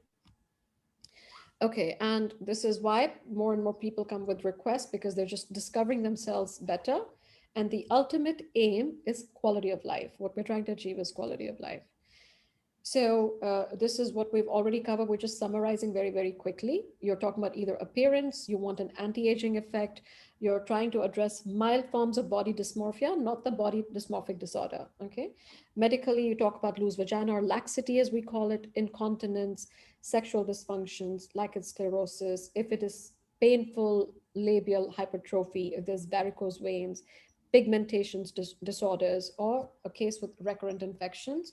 So the procedures that we actually offer is labiaplasty, which could be addressing the minor lips, that is the labia minora, or the outer vulva, which is labia majora. And in that, you can either reduce the majora or you can augment it depending on the need. The clitoral hood, which is the hood above the clitoris, you can either resect it or ideally, commonly, we lift it. And then we have the mons, which is the area even above around the pubic symphysis. Above that, you can either reduce or augment depending on the need. And then we have surgical corrections, which is do a vaginoplasty, reduce the caliber of the vagina, or repair the perineum, which can be disrupted. Perineum is the area which is the posterior part of the vagina, and until the anal canal, that area is the perineum. So we can repair that. In India, revirgination, or we do hymenoplasty as well, which we haven't spoken about. That's a bit controversial, but I believe it's quite common in India. The non-surgical, we're doing rejuvenation of either inside of the vagina by using energy-based devices, or we can do rejuvenation of the tissue outside the vagina, which is the vulva. We can do perineal or anal or vulval, that is labia majora, skin lightening by way of using peels, chemical peels. And what we do is we combine chemical peels along with laser. Then for sexual dysfunction, we have the G-spot enhancement, the O-spot enhancement, we have dermal fillers, and we combine these with cosmeceuticals. These are agents or applications of solutions and creams on the outside. And we can also have nutraceuticals to make her good from inside, like I just showed you all my supplements, right? So these are various procedures we do, which I've already mentioned. The tools we can use are either laser, radiofrequency, electromagnetic, common electrocautery, just to do simple surgery, or even an ordinary surgical knife. This is a picture of the camel toe appearance, where she's not happy because the labia majora are protruding out. So very typically there's a fold which they don't like, and this is called the camel toe appearance, which is why they come to us. So any cosmetic surgery, it actually requires aesthetic planning. Planning is the most important stage in cosmetic surgery. Okay, and so cosmetic relates to the process, cosmetic surgery or gynecology relates to the process of enhancing something to make it more aesthetically appealing. This is a video. I hope I get this right. Please let me know if it plays with y'all. This is to show how we do a labia minora reduction. So the darker pink area has now been removed, and now it is reduced. We suture back the remaining tissues, and now the labia minora is actually reduced. This is a graphic representation animation because I do not want to put real videos here. Okay. If you want, I can quickly show it to you again. So the pink area here is removed, and these are approximated, and this has now reduced the overall length of the labia minora to make it look better. This is a vaginoplasty. Okay, tightening. What do we do here? So we go in, look at the depth of the vaginal wall is removed, of a certain part is removed, underlying muscle is approximated, and then the vaginal mucosa over that is approximated, and then it's closed up. So this reduces the caliber of vagina. So here you can see on this side, it's lax, it's appearing like it's gaping, and on the other side, it's become tighter. In the first picture here, we see that there is no perineal body. Here we have restored the length of the perineal body and we've reconstructed it back. So in the non-surgical options, we have augmentation. I hope this works. I'll just go a little faster. So we use dermal fillers, and we have a cannula that we use, we have a needle, and we have this connector, which we actually use to mix a filler. You can also mix a filler along with PRP to give it a better consistency. Okay, so I'll just go forward. This is Dr. Alex Bader, who was my first teacher, so to speak, in cosmetic gynae. So we make a little hole in the lower part of the labia majora, so we can introduce the cannula from that little hole.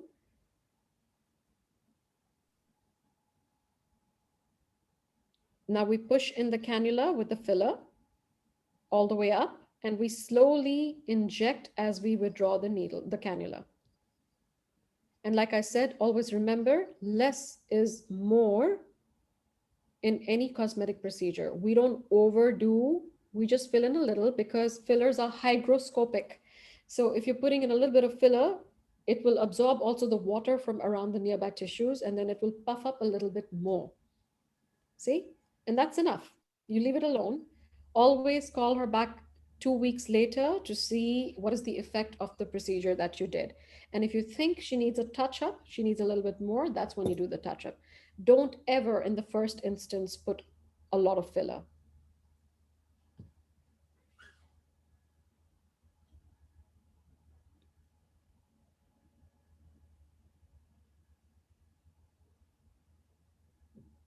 Very easy, isn't it?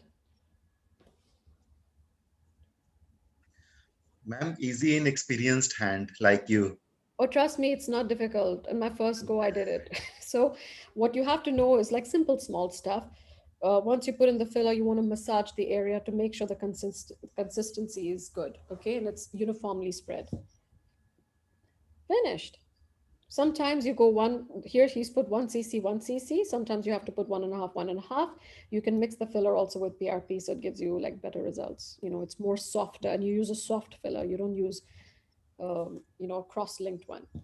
So the energy sources we've set, lasers, we have erbium, carbon dioxide diode. We also have radio frequency, then we have HIFU, and so on.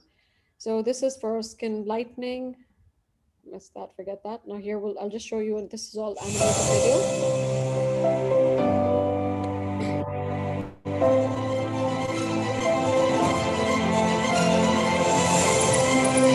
Don't go with the machine. This is just an animated video. I'm not trying to sell any machine here, so.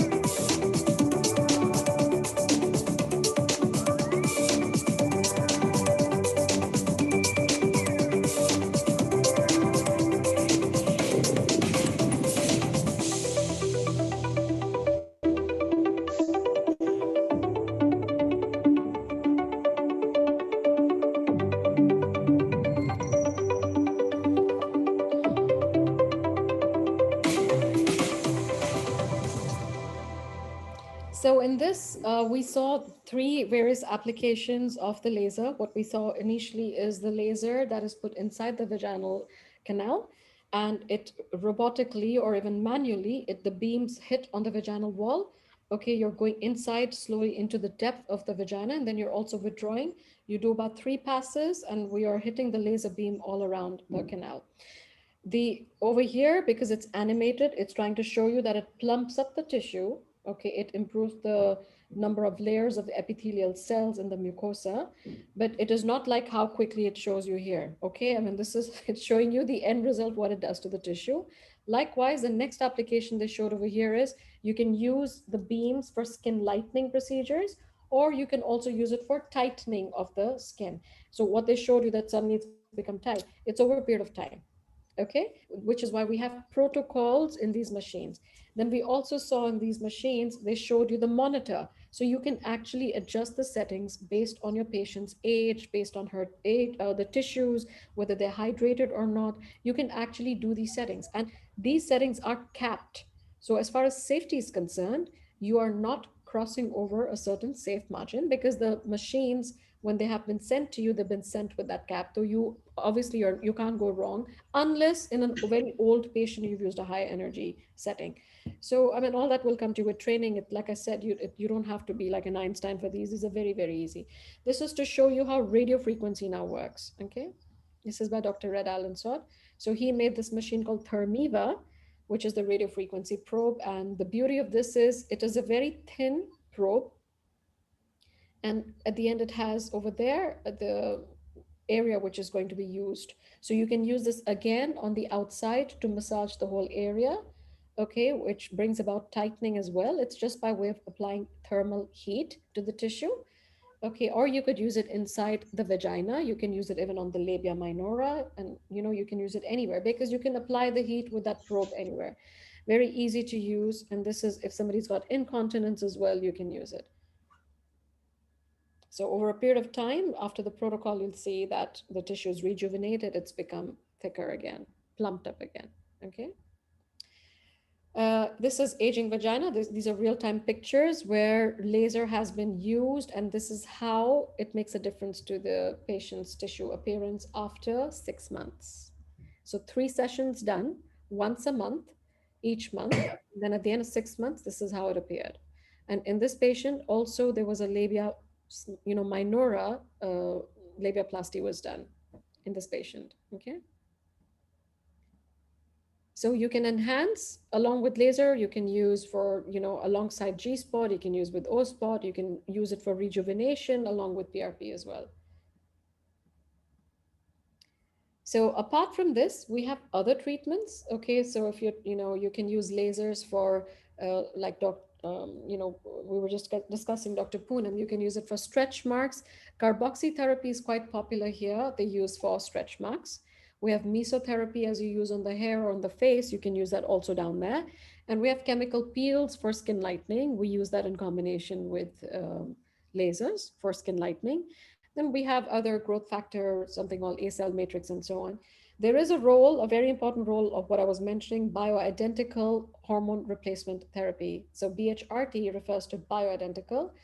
Cosmeceuticals, nutraceuticals, you always want to review her diet and what all she's taking in her nutrition.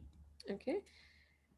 So, and the space I wanted to show you of the one I was talking about, the G spot and the O spot, and let me try to open that for you. So I'll talk to you about this because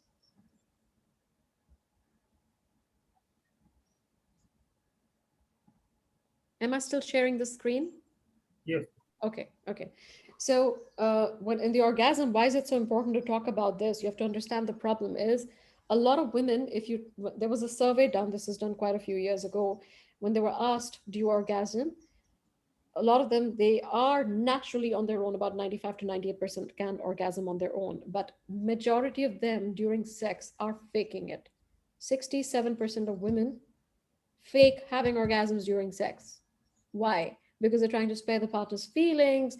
Some of them don't want, they just wanted to get it over with very quickly, or some of them are very preoccupied, they can't be bothered. Okay, but remember, majority are faking it. In reality, do these women, have they ever had orgasm on their own, on self-stimulation? Yes.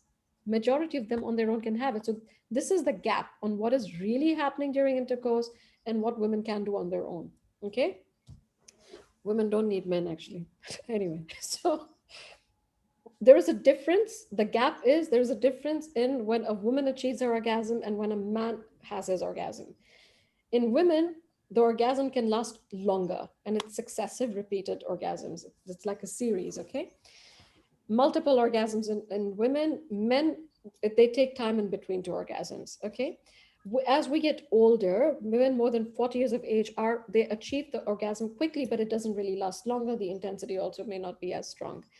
Even women more than 80 years of age can achieve an orgasm. Okay, so this is important to know. So if you're talking about, okay, how old, it depends on, how her sexual practices are. For men, the average time taken to reach orgasm or climax is 2.5 to 3 minutes. So they say quickie. But women, they take longer, right? Now you see, women take 12 to 20 minutes to achieve an orgasm. A man comes very quickly. There's a huge gap, right? That's the reason women are always never satisfied during sex. Is that important? Of course it's important in today's date, because we're not having sex for men, we're also having sex for us. So it is important. So this gap is very important to understand. This is what we're trying to address when we're trying to enhance their ability to have, orgasms and so on. So on their own, okay, if you tell them to masturbate, they can achieve sex within 4 minutes. But when they're having sexual intercourse, they take longer. So what should you tell the partner is that there has to be foreplay. There has to be foreplay, and only then can they match when both of them climax around the same time. Okay. These are the sexual dysfunction prevalences. Desire disorder is the most common, then followed by orgasmic difficulties or arousal difficulty, and it could be because of pain. So majority of them do not reach orgasm through sexual process. Majority of them need clitoral stimulation or foreplay, which is why it's very important to understand this part. Okay. So clitoris is a very important organ. The only purpose of the clitoris is for orgasm. The only function it has is for sexual function, nothing else. All right. This is a flower, which is called clitoris, because of the similarity in the way that it looks. This is the spot, okay, what we're talking about. We have to identify the spot. It is missing in as many as 40% of women. So during a pervaginal examination, you go into the anterior vaginal wall as you're doing the examination. It is felt as a slightly rough area on either side. It could be either on the left or on the right side of the urethra, okay, which is supposed to be the most sensitive. It's about 2.5 centimeters into the anterior vaginal wall. It is called elusive G-spot because it's not actually properly, fixed and defined. Okay, so again, this is another picture showing you that. You can see here anteriorly, we have the bladder, the urethra, and then this is the fabled G-spot, as they call it, okay, midway. In this picture, you can see the upper part, which is open, that is the urethra. The lower part of the, the coloring is the vagina. And you see these branches on the side. These are the Skene's glands. Okay, so what we're doing is the space in between the urethra and the anterior vaginal wall is where the Skene's glands are. And it is into the space that we inject the PRP. It is into the space. Okay, so we inject about 4 cc's in total of PRP, not more than that, because if you go more than that, she can have urinary difficulties, right? So the space is so small and narrow. Okay, we inject only about 4 cc's. So what are we doing here? We're using a biological product, which is autologous, which is PRP, and we're, by way of PRP, we're deriving growth factors in that area. Okay, this is Dr. Charles Runnels, who is the inventor of the O shot. We extract PRP and we put it into the O spot, and we get all these growth factors. So it gives, if you use it elsewhere, the PRP, you can use it on the vulva for a smoother skin. Tighter introitus, if you put it around the introital area, reduces the incontinence. Introitus is the opening of the vagina. improves lubrication, reduces dyspareunia, can also be used for a medical condition for lichen sclerosis. Overall, it helps improving in the desire and the arousal, and the orgasm has more ability, it's stronger and more frequent in women. It can be done for women of all age groups. It's not painful if it's done well and you know the technique well. On a scale of 1 to 10, 10 being the worst, she may experience just 1, maybe because of the needle prick. Okay, so it's painless. Actual procedure depends on how long you take to extract the PRP, but the actual injection just hardly takes you 1 or 2 minutes. It's a very easy, very quick procedure if you know how to do it. The results for orgasm can be seen by 3 months, but if it is incontinence that you're doing this for mild urinary incontinence, it's as early as 2 weeks, you'll see the results. Okay. Average time, we tell patients it can last you about 1 to 1.5 years. Okay. Dr. Charles has seen somebody it lasted between 3 to 6 years as well. Results may vary. So whenever we do anything, what I always do for every patient, especially if she's around late 30s to 40s and above, I always assess her baseline hormones, because I believe in achieving results by giving bioidentical hormone therapy, which we need to work on in India. I think we really need to. Okay, and pelvic muscle floor strengthening, as Dr. Neeraj was asking, it is also important. So if you feel you can identify that, and if you can go in for those electromagnetic chairs, again, non-invasive, better than Kegels. Kegels do help, but they're like, let's be realistic. Many people don't do it. They're not very religious about it. It's wishful thinking that they're doing it. And they say, yeah, doctor, I'm doing it. In reality, they're not doing it. So if you can get your hands on that chair, there's nothing like it. You get even better results. Wow. What to say about ma'am? I think you have finished from A to Z everything about the aesthetic and cosmetic gynecology. No, And there's really, not we more. are also very much in a confused what to do, when to do, and you have. And I am very much sure our listener, our attender have been a lot, and they cleared all their misconception about the aesthetic gynecology, about the cosmetic There gynecology. will be more demand of the gynecology nowadays. Now onwards. There should be. There should be. And I think another thing is they need to like, now what I've done is I've switched now to diode laser, because now it's being sold a lot cheaper compared to the other laser machines. That's one good advantage. And it's non-ablative. The only thing with this diode laser is because it's non-ablative, so I'm not really using it for skin lightening. But skin lightening anyway, you can combine, if you have a dermatologist with you in practice, so they have Q switch, and they have something called Piku, which works really well for skin lightening. You can use that alongside with peels that are meant for intimate areas, So these work very well. But apart from that, if you're looking at other functions, then that diode laser has a much better result that we're seeing right now in terms of, the depth and so on, and ease, and then it's more economical. Very true. Yeah. So before we are closing, just I want a closing remark from all of you. Ajay sir, in a few 2 lines for our audience. Ultimate webinar, and we must call Dr. Ruby on a regular interval for giving answers to the questions of our audience. I think that's from our best webinar I have heard till today. Thank you so much, sir. Sir, Neeraj sir. What I say, I'm really happy that we are able to do such topics as a public forum. What work as a chairperson of the sexual medicine can I ask that we are doing such type of program, and that too for public. So I'm really happy, and thank you, Dr. Ruby. I know. Thank you so much. Came especially to Rajkot for this, and since there's, I think how many 5 years back, and still we are talking about the aesthetic gynecology. It has come long way from that conference to today. Yeah, I'm happy that things are happening now also in India also, and gradually it will make a lot of difference. Sir, ma'am, from Poonam ma'am, because he is a wonderful and successful aesthetic gynecologist, and among very few aesthetic gynecologists from India. So Poonam ma'am, last 2 lines from you. Ma'am, you have to unmute yourself. You have to unmute yourself. It was an amazing session.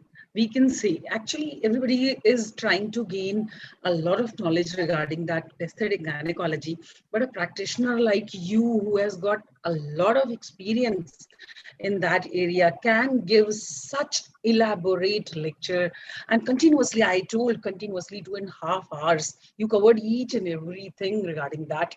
I'm amazed actually. Yes, kudos to you. And yes, according to me, each and every lady doctor, I mean gynecologist, should know about this cosmetic gynecology, because patients are actually confused. Patients are in India particularly, they want a one-stop treatment. They are coming from home, they are reaching the gynecologist, and there they ask, can you treat that pigmentation? Can you treat those stretch marks? I cannot go to the dermatologist. I cannot go to the plastic surgeon and see. Many times that huge plastic surgery is not needed. That little plasties, those non-surgical procedures, they can help. So it is a futuristic thing, and every female, not only females, I'm taking my words back, every gynecologist should know about this cosmetic gynecology. And yes, kudos to Neeraj sir, who thought of such a program over here, and I'm blessed to be with you in your committee, and I am feeling honored to be here with you all and moderating a session of Dr. And what about you, Apurva, from a rural, small background? What's your experience about this field? Sir, about me, as I told now, just 2 to 3 days back, I got this type of patients. We have a loose vagina, and even there. And sir, I am telling you that this type of things, because in a metro cities, what they have, they went to the aesthetic gynecologist to improve their lifestyle. But in a rural part of India, in a small part of India, they are crying because they are, very badly treated by their husband due to loose vagina. So to tightening the vagina, have to improve and to correct those deformities is their necessity. It's not only to improve the quality of life, it's their necessity. So I think even each and every what Poonam ma'am has told, I am fully agreed with that. Because in our PG courses, in MD courses, MS courses, never they thought about the cosmetic gynecology. Yeah. We are the one who are the first person who are treated, who are getting these type of patients. And unfortunately, with our eyes down, we told, hey, tum aage jao. So I think each and every gynecologist should learn about these type of things, at least for the surgical and whatever possible in their places, they should learn and they should advise to the patient. So, but what I think, every gynecologist is by default a cosmetic gynecologist. Because हम लोग शुरू से वो episiotomy लगा रहे हैं ना, that episiotomy was to safeguard that perineum, और उसको beautifully हम stitch करते हैं, the way we stitch, the way we repair. Yeah. So. Yes, Dr. Yes. Yeah. What I suggest that we should give a separate timing for the cosmetology or the aesthetic gynecology, because many of the patients, they are shy and they don't want to come in front of all the people in the same timing. So 3 to 5 or as we have done it in the adolescent counseling, the separate timing has kept, and we get so many patients. That can be done in our setup. Exactly, sir. Exactly. First of all, we will have to screen out those patients, and then we will be calling those patients again in their next sessions and all that, like with the prior appointments. Can we stop the recording, Sachin sir? No. Before that, actually, technical people are seeing at us like by kab khatam ho, because we already passed 35-40 minutes to our time. So, sir, I think this is the time for giving vote of thanks, sir. Okay. Sir, should I proceed for vote of thanks? Yes. Thank you so much. First of all, our President Foxy, Dr. Alpesh Gandhi, sir.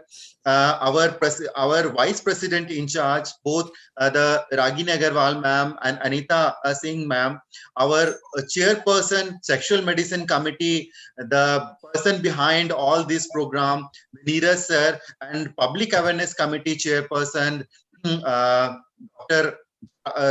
Kalyan Bagmare sir, our Secretary General, Dr. Jaideep Tang sir, definitely our chief guest today, Dr. Rishma Pai ma'am, guest of honor today, Dr. Ajay Mane sir, the faculty for today, our wonderful Ruby Ruprai ma'am.